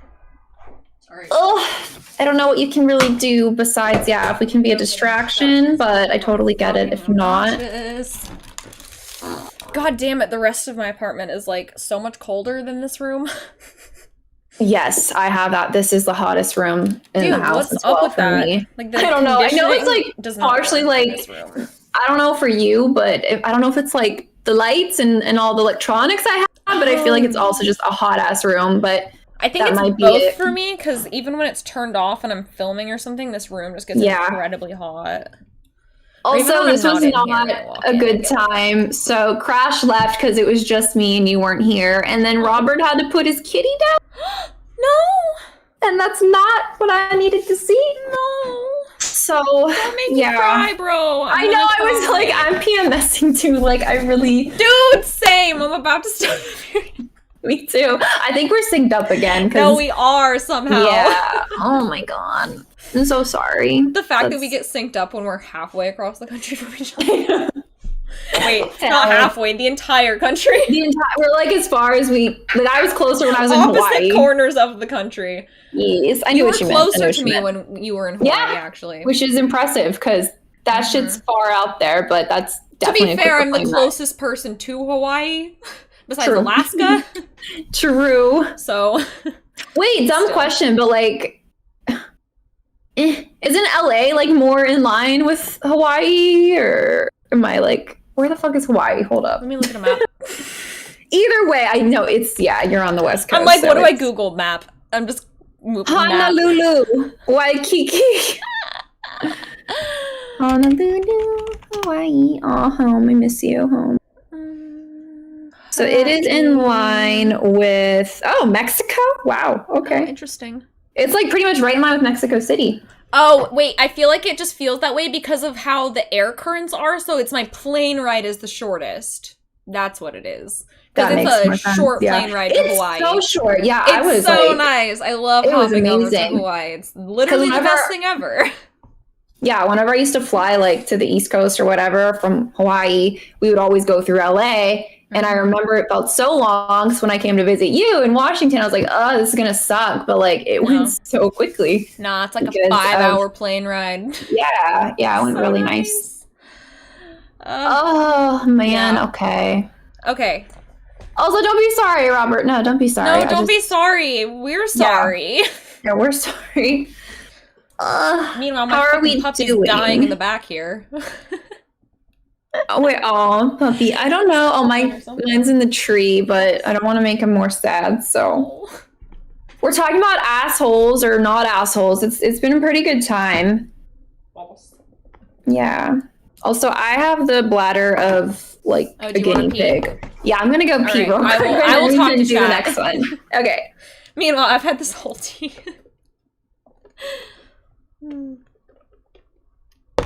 Hello. Hi, Phantom. Do you want to see the Popples? Maybe she will cheer you up. Come here, Popples. Go.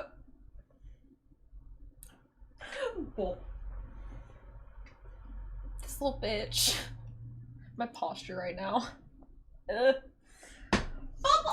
Johnny! Fucking monster. I'm gonna bribe her. Come here, monster. Come here. Come, monster. Here, I'm gonna throw one for your brother. No, fuck you. Come over here. Over here, Bubbles. You just ate out of my hand. You fucking bite my hand, Bubbles. But now I get to hold you, right? Now I get to hold you. Can I hold you? Bubbles. Will you let mommy hold you now? Now that we've had our exchange of goods, we've exchanged the required amount of snackies for you to be held. Oh. Somehow not yet, Scott, but you know, If it does, we'll be on account number 4. Hello. Usually what happens, I've noticed, with accounts getting banned on social media, what you have to do is just keep making new ones until eventually one of them hits the algorithm the correct way that it does not get reported all the time and it doesn't get, like, auto-flagged. Like, that's what you have to do. That's the only way. Yes, Popos? I have a Popos. Oh. I have a Soli. You have a hooey? I have a Popos. A tiny Popos. Okay. And I had to bribe her though. Rich baby. Oh, Popos. Maybe why are you choking in the background? Oh god. Are you good? You good, tiny baby? Alright, what did I miss? What did I miss? Pretty much nothing. Okay. we gave Soul a snack to bribe her because she wouldn't let me hold her. You're a good dog. That's a good dog. Okay, what is up next? Yes, the next one. Let's see. Birthday, this one. Alright, I got this one. Alright. Am I the asshole for telling my mother-in-law I will continue celebrating my daughter's birthday every year despite what happened on this day? Oh boy. Yeah. Okay. And Reddit has voted that they are not the asshole. Are you good over there? Why are you coughing? Buddy, you good? He's like vibrating over in the corner. You guys can't see him. Here. There you go. Okay. My husband, 37, passed away a year ago from a car accident when he was on his way to celebrate our daughter's 5th birthday.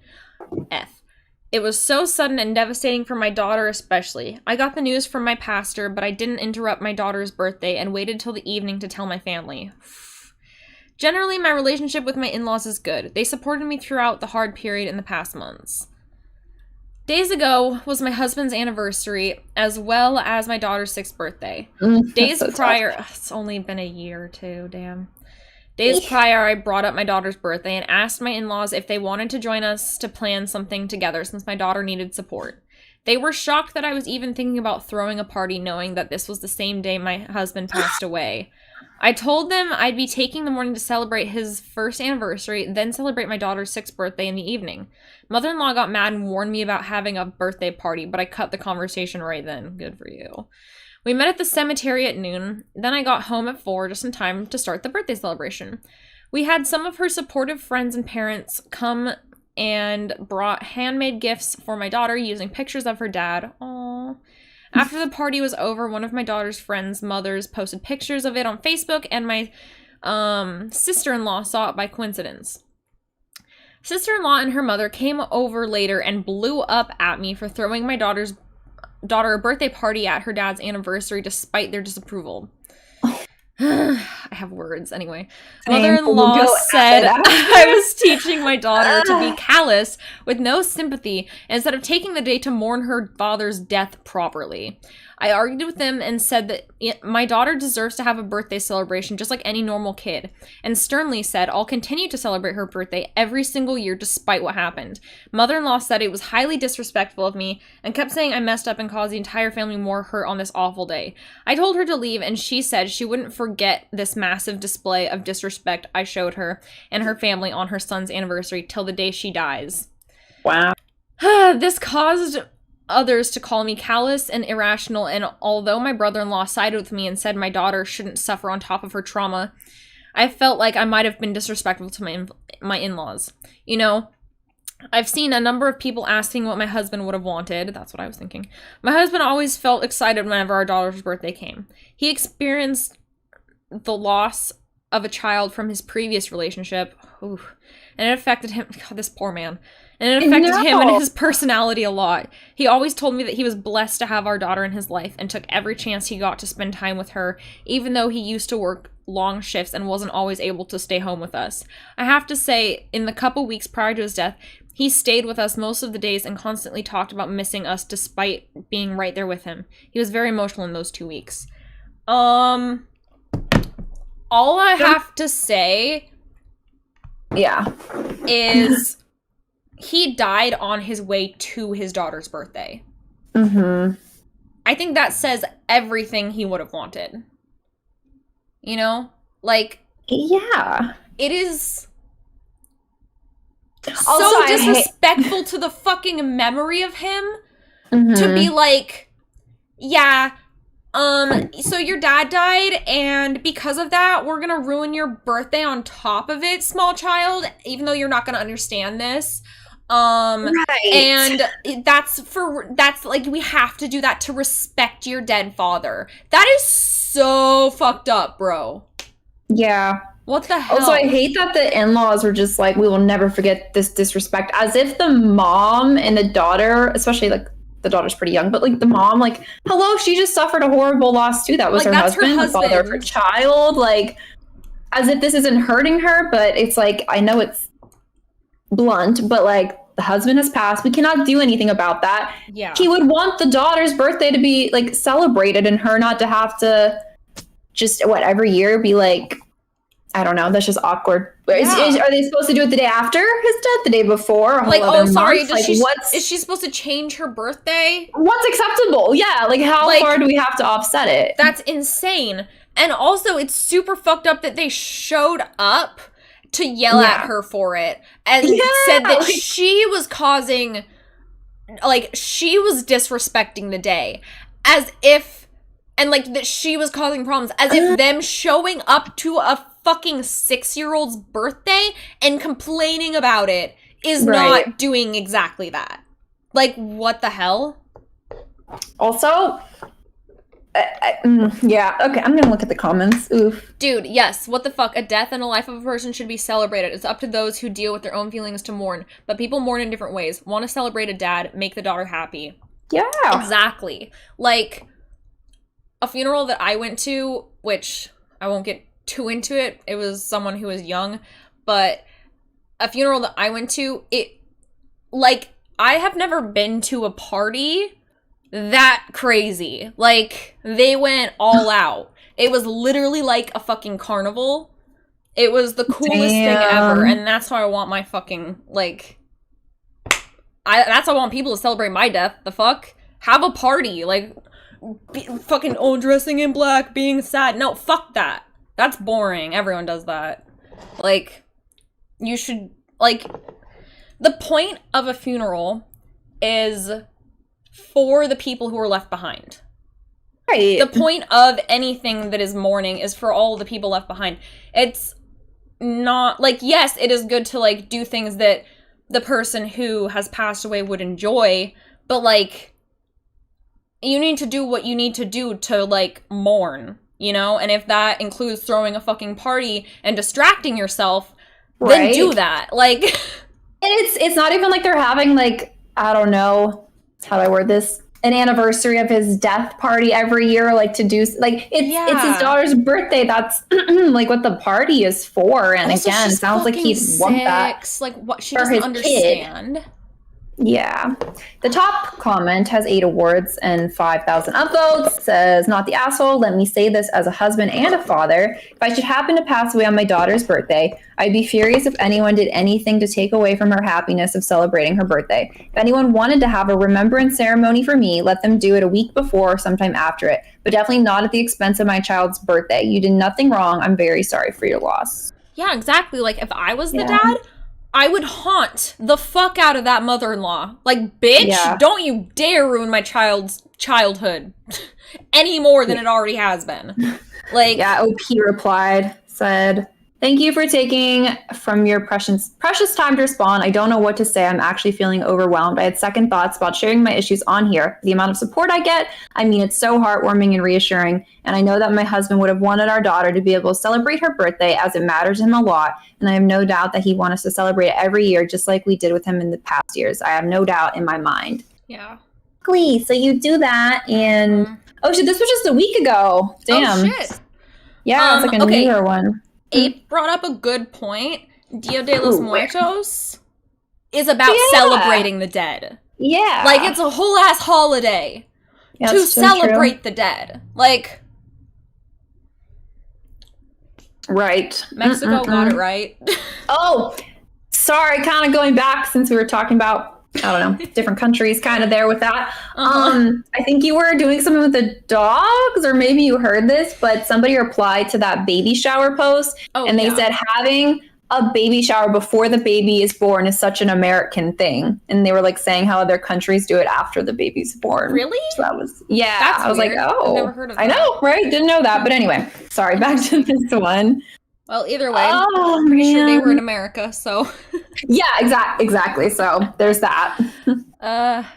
So dumb, bro. I know. What the hell? Oh, poor thing. That's a rough one. Yeah. All right. Oh, this comment. You're not the asshole. In Nigerian culture, celebrations of life are typical for us. We threw a party for my dad on the 2nd-year anniversary of his death. He would want you to be happy. The in-laws are just grieving and misplacing their anger. I think that is very correct. They are grieving and misplacing their anger. Just sucks they're doing it to someone that's also like hurting a lot, but she's trying to do the best for like herself and the kid. Out of all the people they could take their anger out on, they're taking it out on the one person that could possibly be hurting more than them. Yeah, because exactly. Yes, you lost your child, but also that child was an adult. She lost her other half, and the father of her fucking baby. That, well, it is going to change the mother-in-law's life, for sure. Not to the same degree that it's going to change her life or her daughter's life. Realistically, it's not the same. If he was, still a teenager or he was younger, then, it would definitely, be different. But he was a grown adult. And, he shouldn't have died that young, for sure. But, there are other people involved. It's not just about the mom at that point when he's a fucking grown adult with a family. With a family, that's what I'm saying. Their life was just getting started together. His mom got to, have him grow up, see the grandkid. Not saying it doesn't hurt. And it's exactly. Oh, you don't get to be not sad, to detract from the mother-in-law's pain or anything. But, she is detracting from everyone else's pain. And you're just now hurting the people that are still here with us and are, people that her son loved very much, obviously, and you're attacking them of all people. God, that's so fucking sad. I'm sorry. Wait, what? Oh no, that is really sad. Oh, we're getting into sad stuff. Oh god. That's sad. Yeah, that is rough. That is tough. But yeah, so I just yeah. That, honestly, that's kind of evil to do. To fucking take that out. Because they're not just taking it out on the mom. They're taking it out on the fucking 6-year-old, too. And, that is so fucked. That is... That's so... They need a therapist, obviously, because they are not emotionally equipped to handle this, clearly. Or at least not emotionally equipped to handle it around other people. No. No, it's too much. It's too much. Yeah, way too much. Okay. Oof. Yeah, I didn't really see any other comments. Everyone's pretty much in agreement, so it wasn't controversial too much. Yeah, that one pretty much. I think you'd have to be kind of crazy to not agree with that one. True. You would literally be the mother-in-law. Yeah. I know, right? It really is the topic going on right now. Yeah, we really did get deep today. This next one sounds a little bit lighter, so that's good. Hopefully. Yeah, it sounds it. Did you read? Who read the last one? I forget. I did. You? Your turn. You did. Okay. All right. Are we ready? Oh, Scott, I'm sorry, but it does kind of sound like a Lifetime movie, Dan. Write a book. Capitalize. True. That's one option. Okay. So this one, again, this sounds lighter. We all need that. So am I the asshole for pointing at the kitchen when Mill asked, "Where is our dinner?" Reddit decided not the asshole. So let's see. My husband had a serious injury weeks ago. He's bedridden and his family come to see him every day. Mill keeps drilling what I need to do to make my husband comfortable, but does nothing to help. Just visits every day and sits around expecting to be fed and entertained. Sometimes brother-in-law, his wife, and kids join them and turn the house into a mess. Yesterday, Mill, her husband, and son came again. They checked on my husband, then went to sit in the living room for hours. I served them coffee and croissant. Hours later, my husband threw up again, second time. I had to take care of changing his clothes and cleaning the sheets to avoid infections. I was exhausted. I came downstairs and Mill looked at me and asked, "Hey, where's our dinner?" I was shocked that after seeing me go up and downstairs many times and cleaning and bringing new sheets and running the washing machine, that she'd expect me to prepare dinner. I'd already eaten a sandwich at 6 and yogurt. I have problems with my stomach and stress, and pregnancy made it worse. I'm 4 months in. She's pregnant? Stop. She's pregnant. No, I'm not okay. Too. I'm not okay. I'm pissed. I was already mad, but now I'm fucking livid. That's bad. This I'm is not bad. Okay. Oh my Mama, god. keep going. Keep going. I'm ready I to fight pointed at the kitchen and told her to help herself out. She gave me a look, then said she didn't expect me to ask her to cook dinner at my house. I said I didn't expect her to ask me to cook dinner. Then leave. I'm taking care of her son. She started arguing about the way I spoke about my husband, saying as his partner, this is the least I could do, and called me unhinged for throwing in her face that I'm helping my husband. She got her husband involved, asking what his thoughts were on me making guests go hungry and forcing them to cook themselves when this is supposed to be my duty as every day. You're not a fucking guest, bitch. No, also, like, she didn't say, hey, come over, like, you know, chill, let me feed you. Like, she kind of, this mother-in-law just showed the fuck up. Oh my god, I'm livid. Father-in-law said they could order food and call it a day, and yelled at my younger brother-in-law to stop playing on his phone and order food. But mother-in-law got mad and lashed out, criticizing me, saying I wasn't up to the challenge of taking care of my home and my guests like an adult. I lost it on her and told them to leave since she kept yelling, disrupting my husband's sleep. She left after saying she felt sorry for her son and grandbaby with an aggressive wife and a mother like me. She told everyone and my older brother-in-law said he understood I had a lot on my plate, but lectured me about how I should have respect for his mom, who was a guest, repeatedly saying if that was his wife, she wouldn't have acted this way, and that I shouldn't use taking care of my husband against them. He asked me to apologize, but I didn't. Info, my husband suffered from 2 major injuries, and he's got a long recovery ahead. Right now, there's so much pressure to take care of him while keeping up with the house chores and work. My mom and sister help, but not mother-in-law. She claimed that when I told him to leave, I was refusing to let her see her sick son, but I'd never do that. I lost a loved one before seeing them, so I understand her fear, but brother-in-law thought that was my goal. Edit, I live in the States in the South. I want to fight her. And she's pregnant. I want to fight her. And she's pregnant on top of that? Like, bitch, give me an address. Yeah, I want to fight. Same. I want to throw down right now. Like, you're pregnant as well as dealing with this. You're not pregnant, the asshole. working, and caring for someone who is clearly severely injured.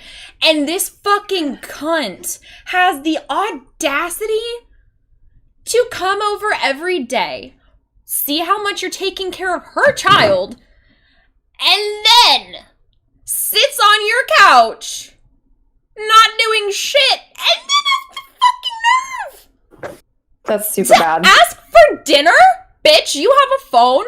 Get Uber. What do you mean? Dinner. That's a great point. Oh my god, I didn't know you're supposed to just let people come over whenever if they're family, and then if they do show up pretty much uninvited, you have to cook for them. Like, I'm sorry, unless I have invited you over, you are not a fucking guest. Yeah. That's how it works. Here's a glass of water, enjoy. Like, no, I'm not your fucking maid. What? It's fine if,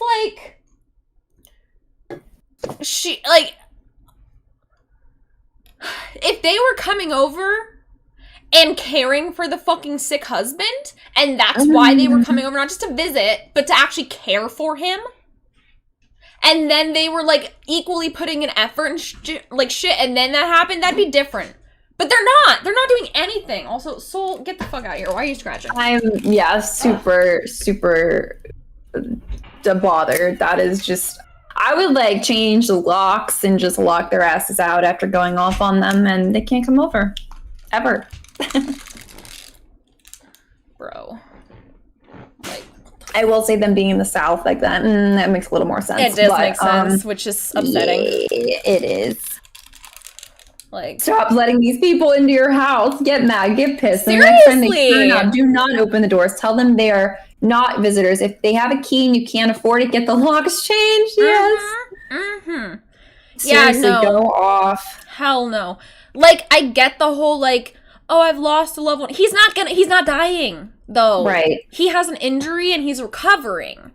So, yeah.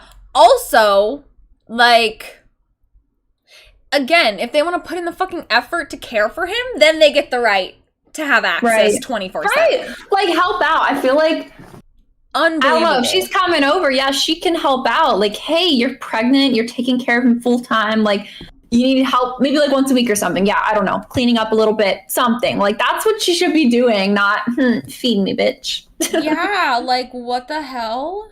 Ooh. Absolutely insane behavior. She replied, OP, yes, I'm 4 months pregnant. It's my first and I'm struggling a lot, especially with eating. I find myself constantly feeling nauseous, unable to sleep or eat, and trying to get everything done as fast as I can. My family helps with all they can. Mill says that I can't keep her from seeing her son, although I'm not trying to do that, but she told the family this was the case and I was looking for an excuse to keep her out. Technically, she actually can keep you from seeing the son, because the son is actually fucking bedridden right now, and she's the one that has access to the fucking front door, okay? Yeah, I'd be like, I don't know how sick he is. Sounds like he's throwing up and stuff. Or I was about to say, I don't know. I would be like, I don't want you in the house because you're fucking yelling and disrupting my fucking sick husband's sleep. Yeah. Clearly, you don't give a shit about your son. I do. I'm the one sacrificing myself and the health of my fucking baby to care for him. So, unless you want to fucking pick up a rag and wipe up the vomit, get out of my house. What do you mean? Oh my god. Like, I would throw down. Like, I don't care that I'm pregnant. I will kick your ass. The fuck? Oh my god. Oh, this is also the subreddit I was thinking of. It's just no mother-in-law. And I guess it's just full of, it's more people like, hey, I need advice how to handle this crazy bitch. But I guess it's like so really many entertaining. Stories. There's a whole subreddit for it. I know. Like, that's so bad. So bad. Okay. Well, that was an absolute gem. Oh, I found another comment. Okay. Not the asshole. You didn't invite them, so they're not guests. They're entitled intruders, and they can be respectful of you in your home, or they can leave. You owe them nothing, and certainly no apologies. If brother-in-law insists his wife would wait on everyone, hand and foot, let him know. He should be sure to tell his future wife of such expectations, lest he end up harshly disappointed with his 21st century partner. Yeah. And then she deserves an award. She responded. She said, brother-in-law is already married. He, his wife, and kids visit weekly, but they don't help as well and just let their kids run around making noises and messes and having me deal with them when hungry or when they need help. Someone else says, good grief, they all need to be perma-banned.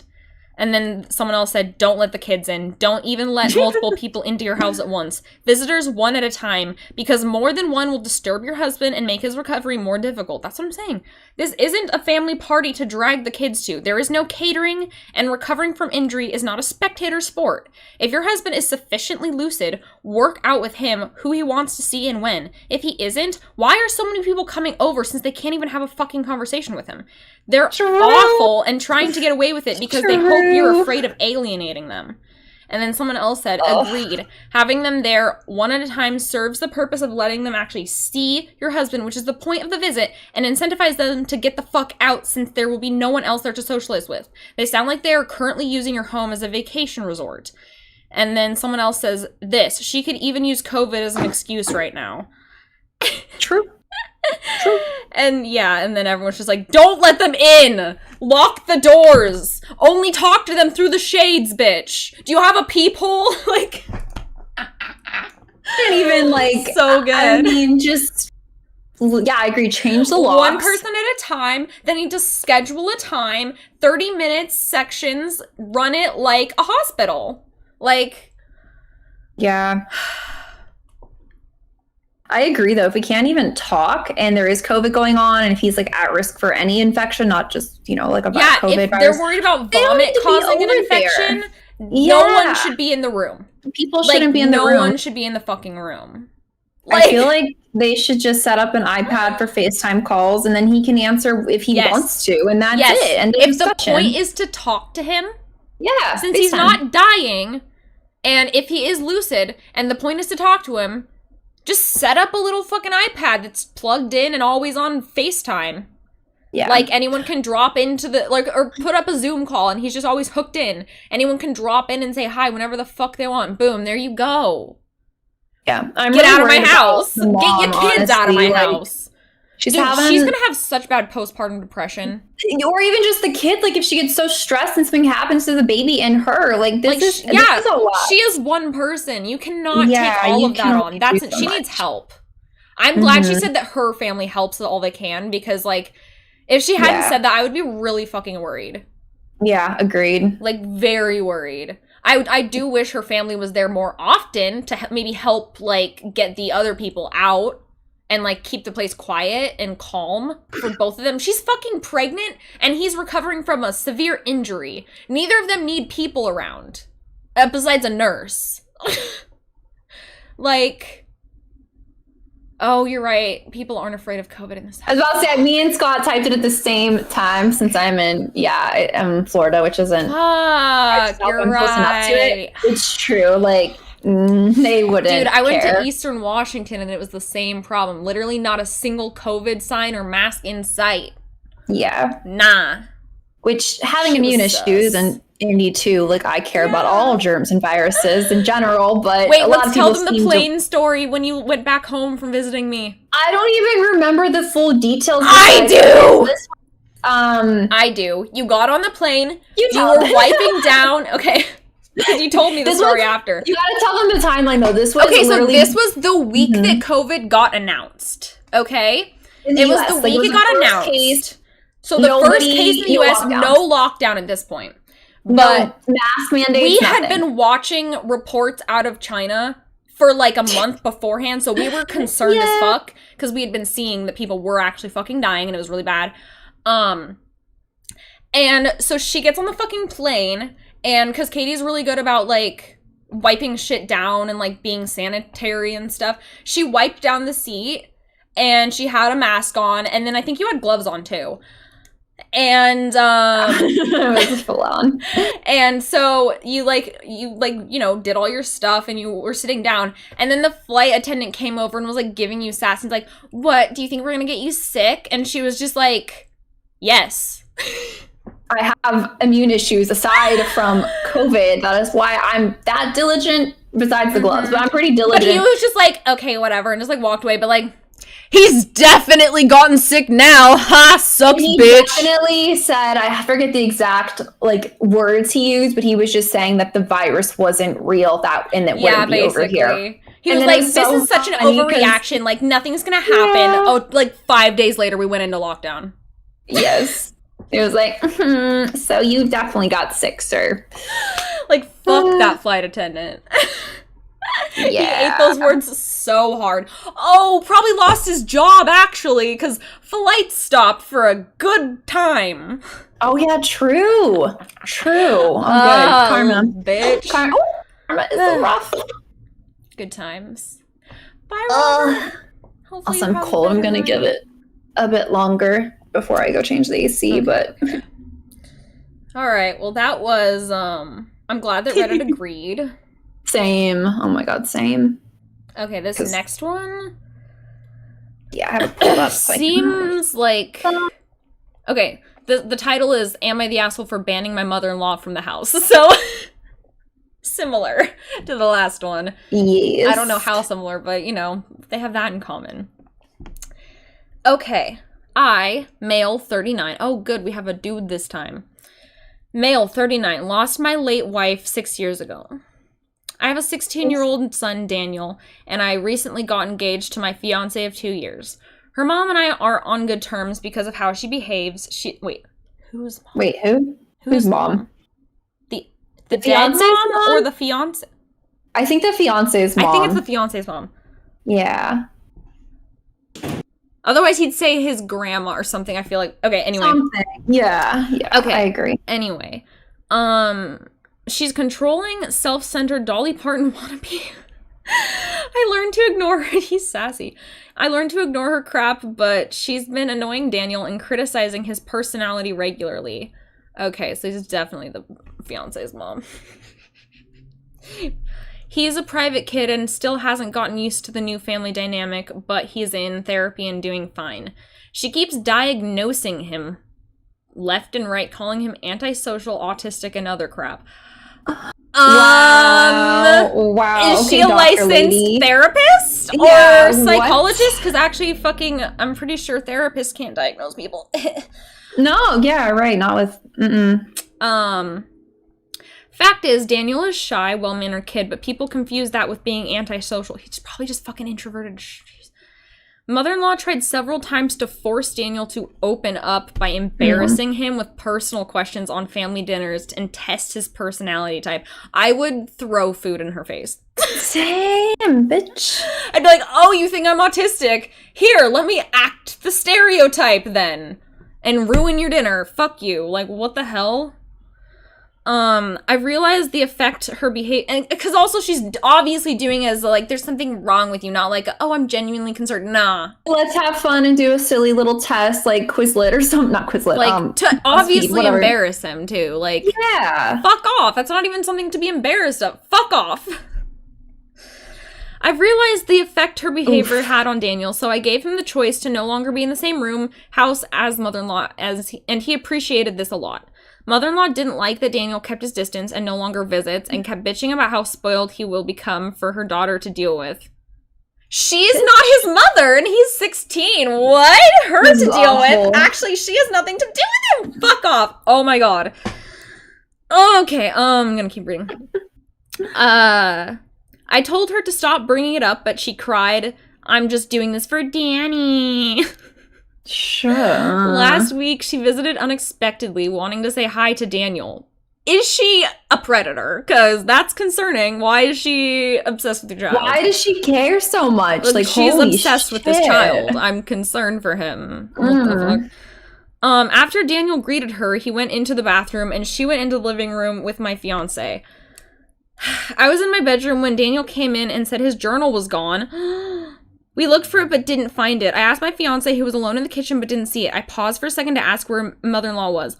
My fiance said in the living room, but I saw her coming down the stairs. I asked where she was. She said the bathroom. I saw her purse in hand, so I bluntly asked if she took Daniel's journal.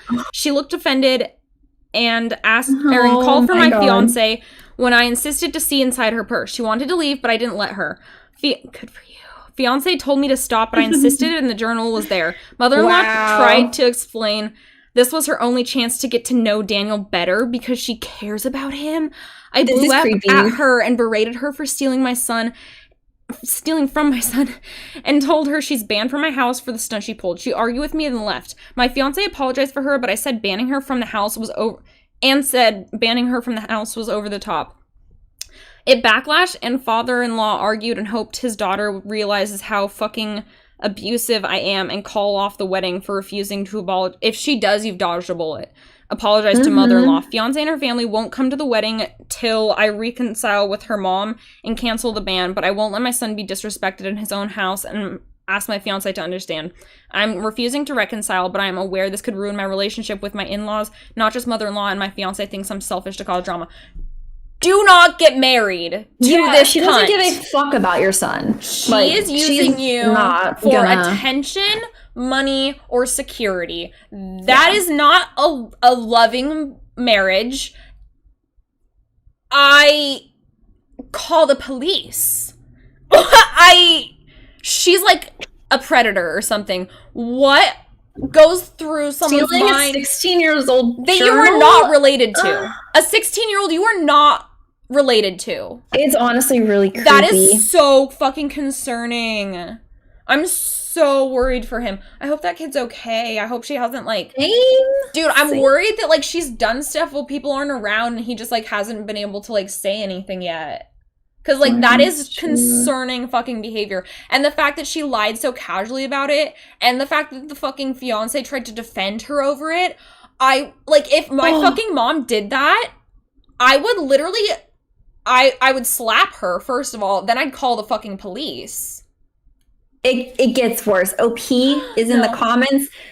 Just wait for the end. Frankly, I don't understand how my fiance could say that I'm creating drama when her mom was the one who started it by basically sneaking my son's journal into her purse.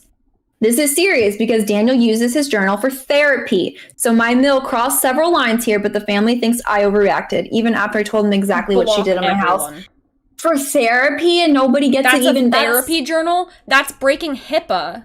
Yeah, bitch. Ooh. Dude, I want to dive through the screen and just be like, shake OP and be like, don't get fucking married, bro! Yeah, she has... Run!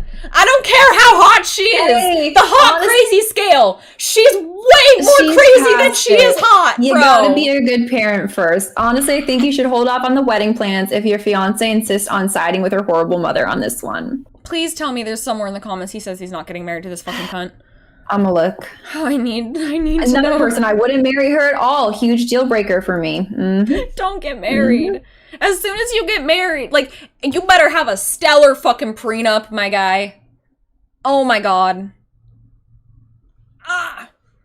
What is JNMIL? JNSIL? What the fuck is that? I don't know. Where? It's in the comments. It says, this why years ago when I dared to not just roll over and let my JNMIL. What? JN mother-in-law. Like clearly sister-in-law, mother-in-law, but JN. I'm looking at the replies. Did anyone like? Neat. Radar, laser, scuba, sonar, HIPAA, Geico, even COVID is an acronym. Amazing. Geico! All 5 or more letters. You gonna criticize those too? Oh my god. Bro. Do not marry her. Ooh, I found something. Ooh. Wait, is it the one 9 awards and it's like orange? Yes. Okay, go ahead. Okay, reminds me of the rock and boat essay. Copy of a rock and boat essay. Oh. Okay, let me see how long it is. Okay. It's not that long. Okay. Don't rock the boat. I've been thinking about this phrase a lot lately, about how unfair it is, because we aren't the ones rocking the boat. It's the crazy lady jumping up and down, running side to side, not the one sitting in the corner quietly not giving a fuck. At some point in her youth, mom/mother-in-law gave the boat a little nudge, and look how everyone jumped to steady the boat. So she does it again and again. Soon her family is in the habit of swaying to counteract the crazy. She moves left, they move right. Balance is restored, temporarily. Life goes on. People move on to boats of their own. The boat rocker can't survive in a boat by herself. She's never had to face the consequences of her rocking. She'll tip over. So she finds an enabler, someone so proud of this boat steadying, or so proud of his boat steadying skills that he secretly, or not secretly, lives for the rocking. The boat rocker escalates. The boat steadier can't manage alone, but can't let the boat tip. After all, he's the best boat steadier ever. And that can't be true if his boat capsizes, so therefore his boat can't capsize. How can they fix the situation? Ballast. And the next generation of boat steadiers is born. A boat-born steadier doesn't know what solid ground feels like. So he's so used to the constant swaying that anything else feels wrong, and he'll fall over. There's a good chance the boat rocker never taught him to swim either. He'll jump at the slightest twitch like his life depends on it, because it did. When you're in their boat, you're expected to help steady it. When you decline, the boat steadiers get resentful. They look at you just sitting there while they don't do all the work. Sorry, they do all the work. This is intense. They don't see that you aren't the one making the boat rock. They might not even see the life rafts available for them to get out. All they know is that the boat can't be allowed to tip, and you're not helping. Now you and your darling husband get a boat of your own. With him not there, the balance of the boat changes. The remaining boat steadiers have to work even harder. While a rocking boat is most concerning to those inside, it does cause ripples. The nearby boats start to worry. They're getting splashed. Somebody do something! So the flying monkeys are dispatched. Can't you and darling husband see how much better it is for everyone else if you just get back in the boat and keep it steady? It would make their lives so much easier. You know how it would be easier? If they all just chucked the bitch overboard. Thank you for letting me ramble. Thanks for the support, advice, and humor. Thanks for letting me be here. Dang. Yes. Wow, she went that the has fuck so off. many awards, which it should, because good. Yeah, that was intense. Anyway, here's the rest of the fucking comment. Which, thank you, commenter, for linking that amazing essay. Wow. Yeah. Don't rock the boat. I've been thinking about this phrase. Oh wait. They just fucking replaced it. They Wait, just really? reposted the fucking boat. Yeah, well, okay. So, I don't know they why just stole all the awards from the other person. Yeah. All right, little bitch. Fucking you get Reddit. downvote now. Yep, downvote indeed. Bitch. Just link it. Hi, Blondie. And then say something else. Wait, what am I missing in the comments? Chuck all the hippo. bitch overboard. So good.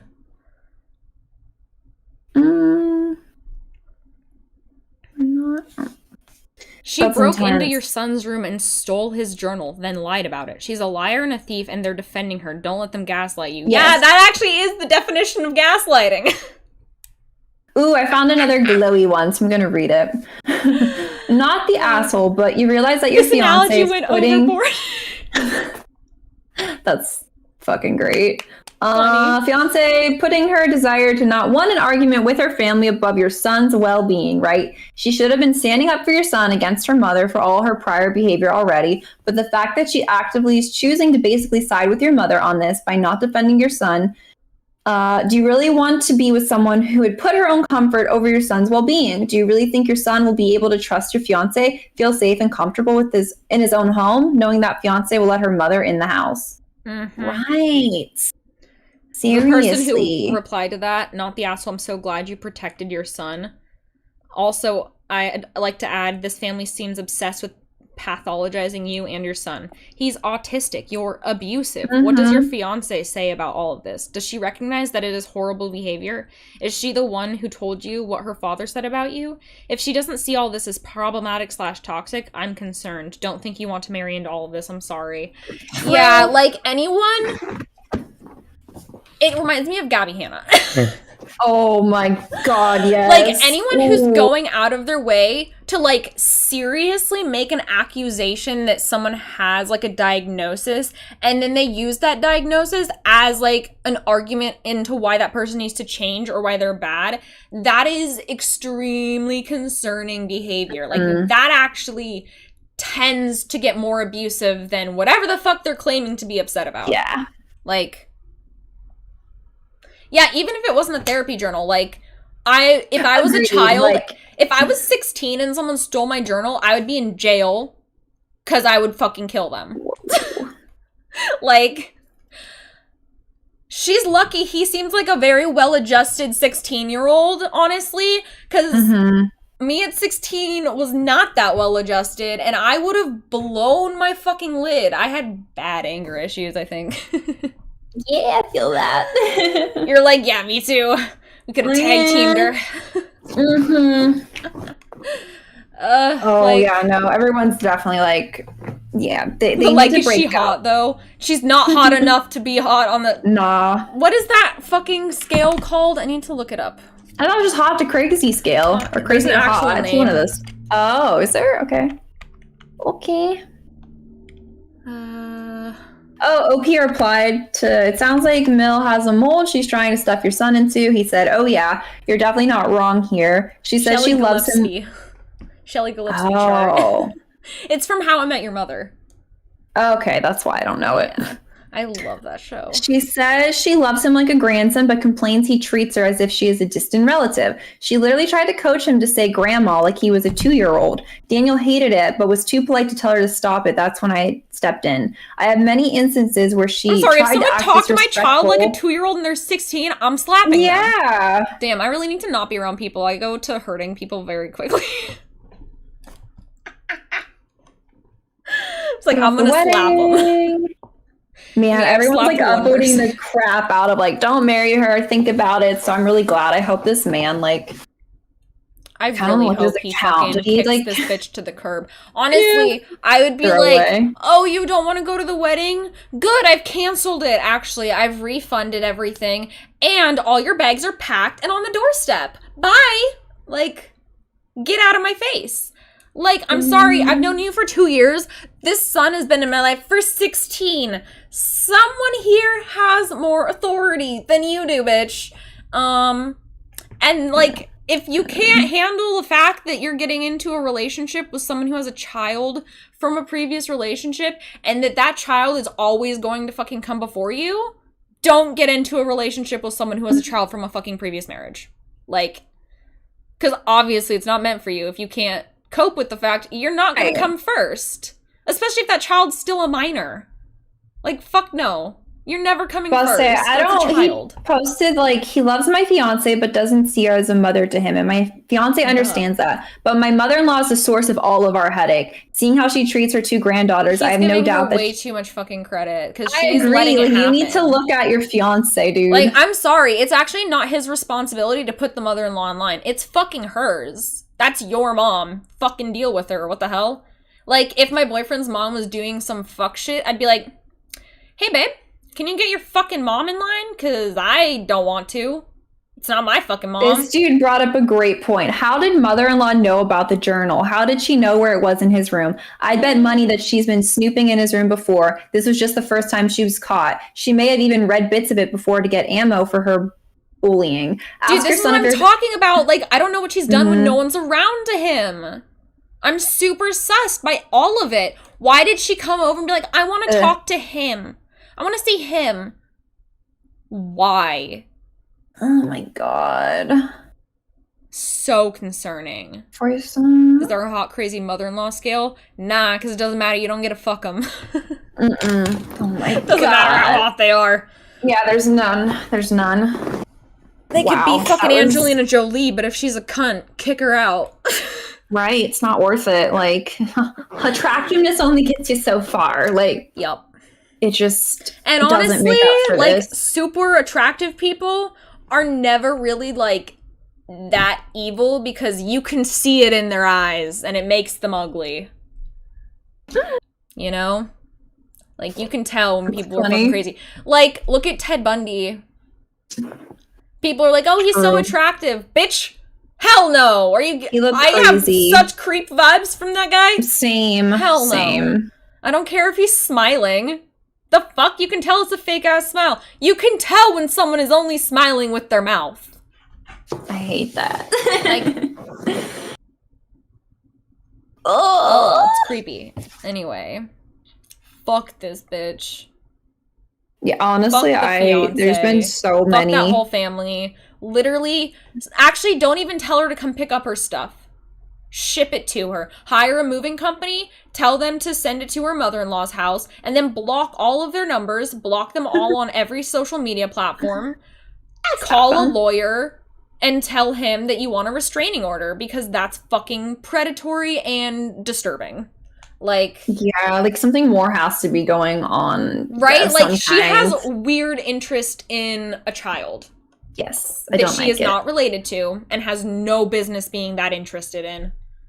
Hell no. And the fact also she, like, coached him as a 16-year-old or 15, whatever, to call her grandma. Like, is that her kink? Like, yeah, like, I'm, like, literally so creeped out by this lady. Like, same. Bro, I would call her every name in the fucking book. Oh my god. I just, like, the second that he found out that the journal was in her purse, I would have called 911. Like, that is super fucking creepy. And I feel like, I mean, like, maybe the cops wouldn't care because she's a lady and he's a boy or whatever, but, like, if the genders were reversed... Right. Can you fucking picture this? Like, picture this as an old creepy man. So you're getting married to some lady and you have a daughter, and her fucking dad, the girl you're getting married to, her dad sneaks into your fucking daughter's room, who is 16. And also, he's been harassing her and bullying her in front of people. And he steals her private therapy journal. And he comes over to just, like, get her to say hi to him. And he talks to her like a child. He talks to her like a child and it's like, call me Grandpa, sweetie. Grandpa? Can you say Grandpa? Like, that's literally, like, a Dateline episode. So the fact that it's not being framed that way because she's like a lady, nah, I'm not okay with it. Yeah, valid points, dude. Valid fucking points. Like, can't really argue with that. Like, if that... It's... Like, and it sucks that I have to frame it that way for it to sound so bad. Because it's already framed that way, but, like... I feel like I have to just to, like, let it sink in how fucking creepy that is. Like... Yeah. I feel like someone should bring that up. I'm so happy that the dad is so protective of his son. Like... Yeah. He sounds like a really good dad. I think, honestly, he'll do fine. Like, he seems like he's doing fine as a single dad. Like, carry on, I feel like all of these people, like, being, nah, dude, like, this is fucked. Hopefully that made him feel like, okay, and breaks up with his fucking fiance, because that shit needs addressed. My boyfriend's mom loves me. Yeah, it was because of COVID. I haven't seen her in forever. But we talk on the phone. It's nice, but yeah, it's all good. But my boyfriend's mom comes to visit us sometimes. We're too far away, and yeah, they have health issues. So with COVID and stuff, we just I don't know. Hopefully, I'll see them sometime this year. I'm lucky. But most of it's not like this. But like, yeah, I'm glad that chat agrees, but also Scott, I'm trying to make sense. That's not how things work. Yeah, sadly, you're right. I was gonna say, because it's like a little past 8 and I don't feel great. I don't know what I'm doing tonight, but I think this would be a good one to end on because it was voted everyone sucks. Everyone sucks. So, that was what Reddit decided. Everyone sucks. So I feel like this would be a good last one for the day. All right. Here we go, guys. Am I the asshole for having zero compassion for my deceased mother-in-law's friends? Okay. All right. My mother-in-law sucks here. My mother-in-law passed away in April. This was posted 3 days ago. Damn. My mother passed away in April. Yeah, damn. She was a nice woman, but we were not friends. That's a whole separate am I the asshole ... LOL. Her only friends were her cats and her Facebook cat friends, with the exception of one lady who she met many years ago through her husband, who passed away 20 plus years ago. My husband and I have 3 children. The oldest died in a car accident at the age of 16, 6 years ago. Not his fault. Since the passing of our... Why'd they even need to mention that? Okay. Since the passing of our son, his mother began to pawn her grief off on my husband, and they didn't have a relationship for about 2 years. Okay, let me make sure I got this right. So since the son passed, the mother-in-law and the grief... her grief off on her husband. That doesn't make any sense. So her son?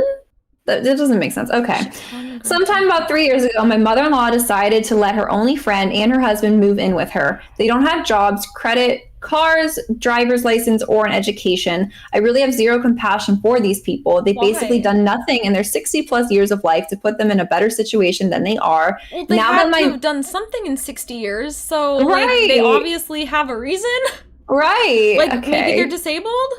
Something, right. Like, it's not that simple. Like, they just haven't need a done place anything. To live, clearly they're having a hard time. This OP sounds like a little cunt. Now that my mother-in-law is gone, my husband and only child owns the house. We need these people gone so we can sell it. We have been paying all the bills and encouraging them over the 4 months that they need to find a new home. This week we decided to no longer pay the cable and internet bill of $225 a month. What the fuck kind of internet and cable do you have? Okay. She called desperately begging us to please turn the TV stations back on because that's all we have, which would require $250 startup deposit, and we aren't paying this bill anymore. I called her back and told her that her main focus needs to be finding a new home. I take great pleasure in knowing that I've taken their only enjoyment away. They need to find a new friends and a new home. Am I the asshole? Yeah! Okay, listen. The thing that makes them an asshole is not the fact that they have a house with people that are not paying rent that they need to get out of. Mm-hmm. That's I took their only enjoyment away. But, like, the fact that they are taking pleasure in making their life more challenging when clearly it is already challenging creepy. Is psychotic. What the fuck? Like, this is the evil landlord people talk about. Right. That, like, takes pleasure in evicting people. What the fuck? Shockingly, okay. Why didn't you just serve them with an eviction notice? I get turning the TV off, but the fact that you're doing it maliciously is weird. Like, you can be like, hey, like, I'm sorry, like, I get it, like, I'll give you, like, some time to, like, find a place, and, like, but, like, we do need to, you know, either you guys pay rent, or, like, we need to figure something else out, because, like, now we have this house and we have to fucking do stuff with it and stuff. Yeah. But what the fuck is this? They already are admitting they don't have compassion for them. You were admitting openly that you don't have compassion for someone who is clearly in a difficult position, and you're asking if you're an asshole? Like, about did you give them notice or termination? So OP replied, not yet. We've been in conversation over the 4 months that their focus needs to be finding a new home. They know we need to sell it. They know we are not well enough to pay the bills at our house and theirs. I tried to give my husband the time he needed to process his mother's passing. I'm gonna get things done now. And he said, let's wait and figure out the best option. It wasn't until about a month ago. Dude, if you're, like, kicking them out, you have to, like, legally evict them. Like, they are tenants. Yeah, or at that's least why some people are like, they at least have squatters' rights. And okay, so you're eviction. gonna literally take years of court battles to get them out, unless you're gonna be fucking nice about it. So be nice about it. Like, what the hell? What? They're gonna use that against you as a reason why they don't have to leave, especially this fucking post. I hope they find it. What the hell? Everyone's like, eviction. Someone said eviction can't be filed until after the notice period. They haven't given notice. So if 60 days notice is required and they haven't given notice, they are months away from being able to file for eviction. Then they will need a court date, etc. It could be 4 or 6 months before eviction. It all depends on location, but best case, a few months anywhere. They should have given notice a long time ago because this will take way longer than they expect. Mm-hmm. Yeah, everyone's like, like, it's not like you owe them a place to live, because, like, realistically you don't, but also you don't have to be a dick about kicking them out, because there's really no reason for doing that. Like, this one's like, you've done nothing that would amount to a legal process to make them leave. Do your due diligence, for fuck's sake. Seriously, like, it's just bizarre. It is. Yeah, that's an illegal eviction, and they can definitely sue your ass for it. Like, you're gonna get yourself in trouble doing this way. Like, like, I don't care if they're fucking doing meth in the house. You still have to legally evict them. That's how it works, bro. I mean, actually, if they were doing meth, you could probably just call the cops, and then it'd be, like, a criminal thing, but you know what I fucking mean.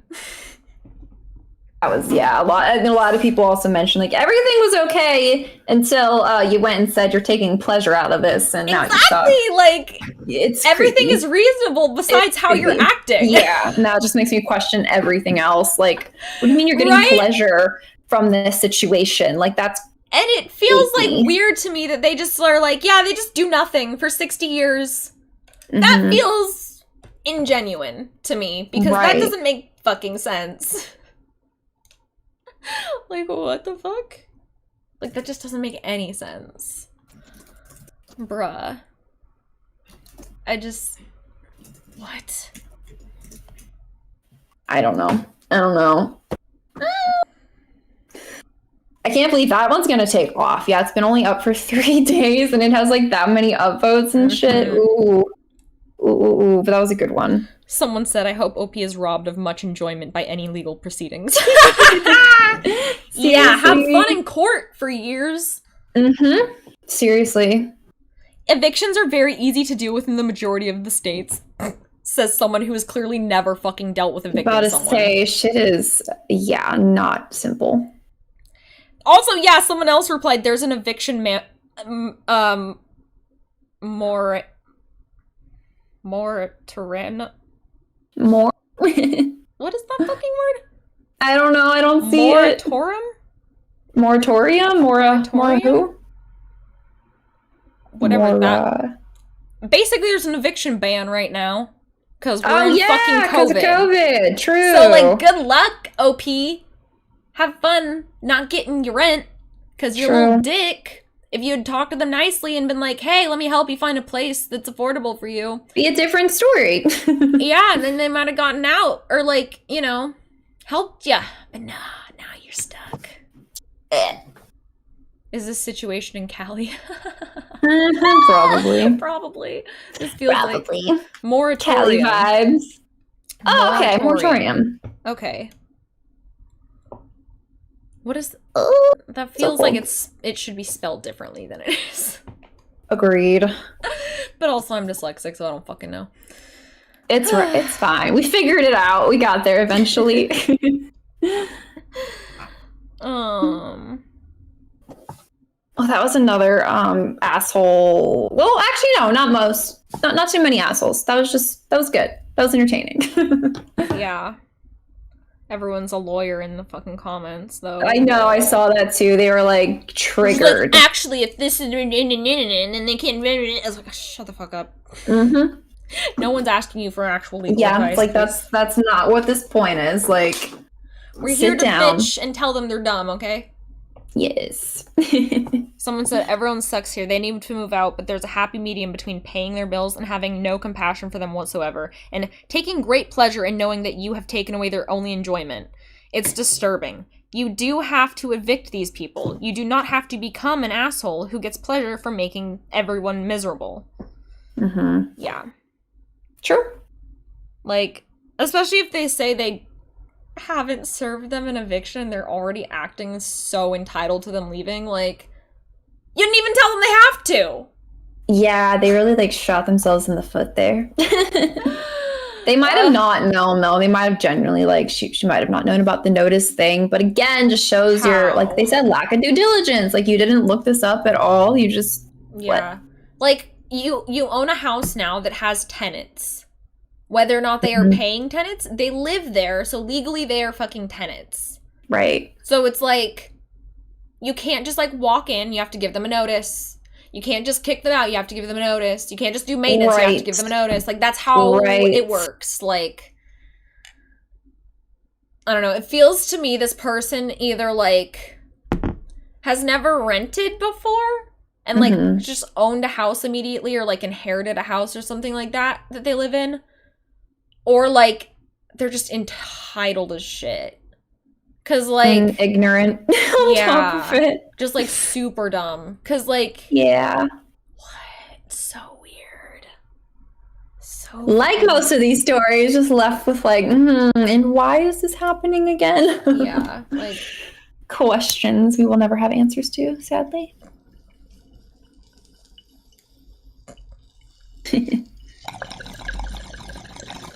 Everyone's a Google lawyer. Oh my gosh, yeah, MFC doctors are the worst. Google lawyers are the worst, but they exist among us for sure.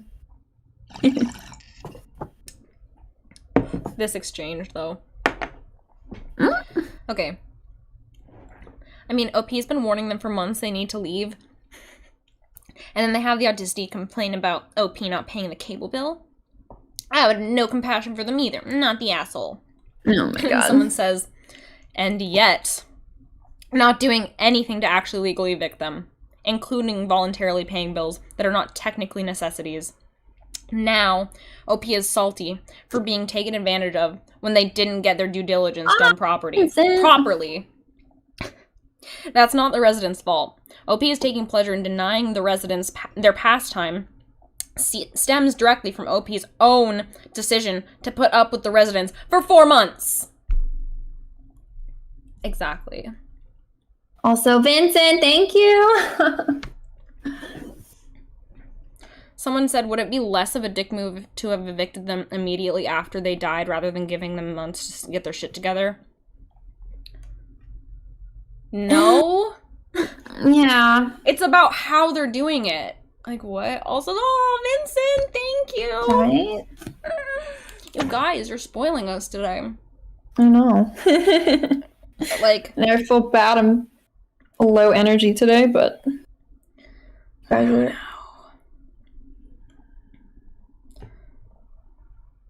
Like,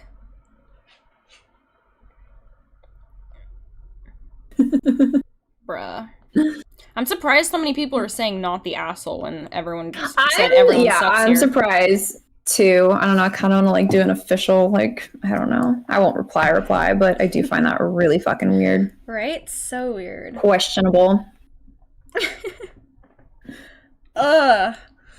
All right. Well. Yeah, on that confusing note. Yes. Wait, before we go. Yes. Let's write down what we want to do for the next stream. That's a good question. Should we do the OnlyFans advice subreddit?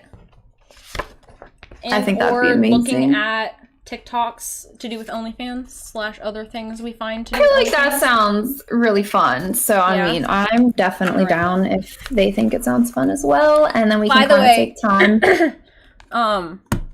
Have you seen the new season of Catfish by any chance? This is so random. No. You need to fucking watch it. Okay. You need to watch season 8, episode 32. It's called Paul and Katie.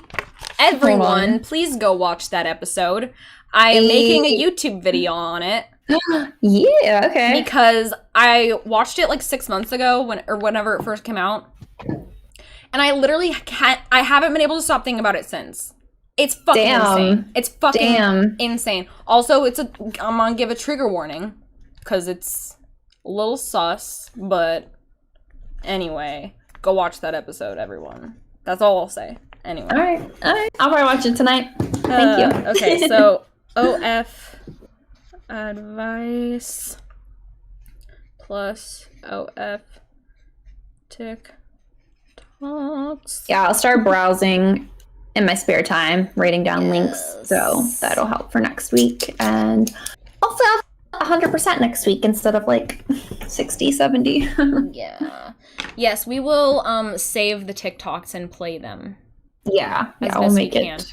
As long as there's no music, I might have to mute them if there's music playing. Yeah, we'll see how many we get. What's easiest to do. Where can you find it? It's on Hulu. Also, there is a decent length clip of it, not the full episode, but on the Catfish YouTube account, they posted a video. I think it's titled something like "Family Members Catfishing as Their Own Family Members," and it's the last clip in that, which is like the majority of the drama. I want to go watch that. I love Catfish. Fuck yes. Fuck yes. Alrighty. Yes. All right, guys. Well, thank you. Yes, thank you so much. We'll get better at this. We'll get more things for this. This was episode 0, so. Yes. So. Thank you, Soul. Yeah. Thank you. Everybody who donated. Everybody who subscribed. Yes. Big thank you. Everyone who put up with our tangents. I feel like that's the best part, is the tangents. Yeah. All right. Well, I will see you guys on Friday because I'm going to do a Japanese stream. Nice. And then we will see you guys next week. Yes. Actually, will we see you? Hold on. I will not see you guys next week because I am doing birthday things next week. Oh, okay. So I'm not gonna be here, which I haven't. That works out okay because that's like the day before I leave, going out of town for a wedding. So all right, I'll probably be too stressed that day anyway. So that actually works out okay. So we'll have a really fun OnlyFans day though the following week. Yes, and that will be on my actual birthday.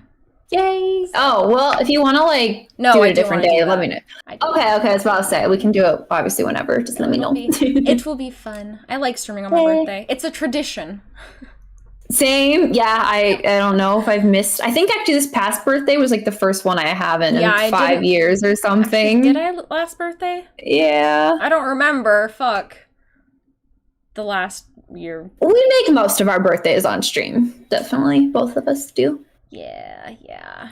So yes, you guys have a good night too, and we'll see you soon. Yes. Goodbye. Bye guys. Good night. End screen. Here we come. Okay. Goodbye.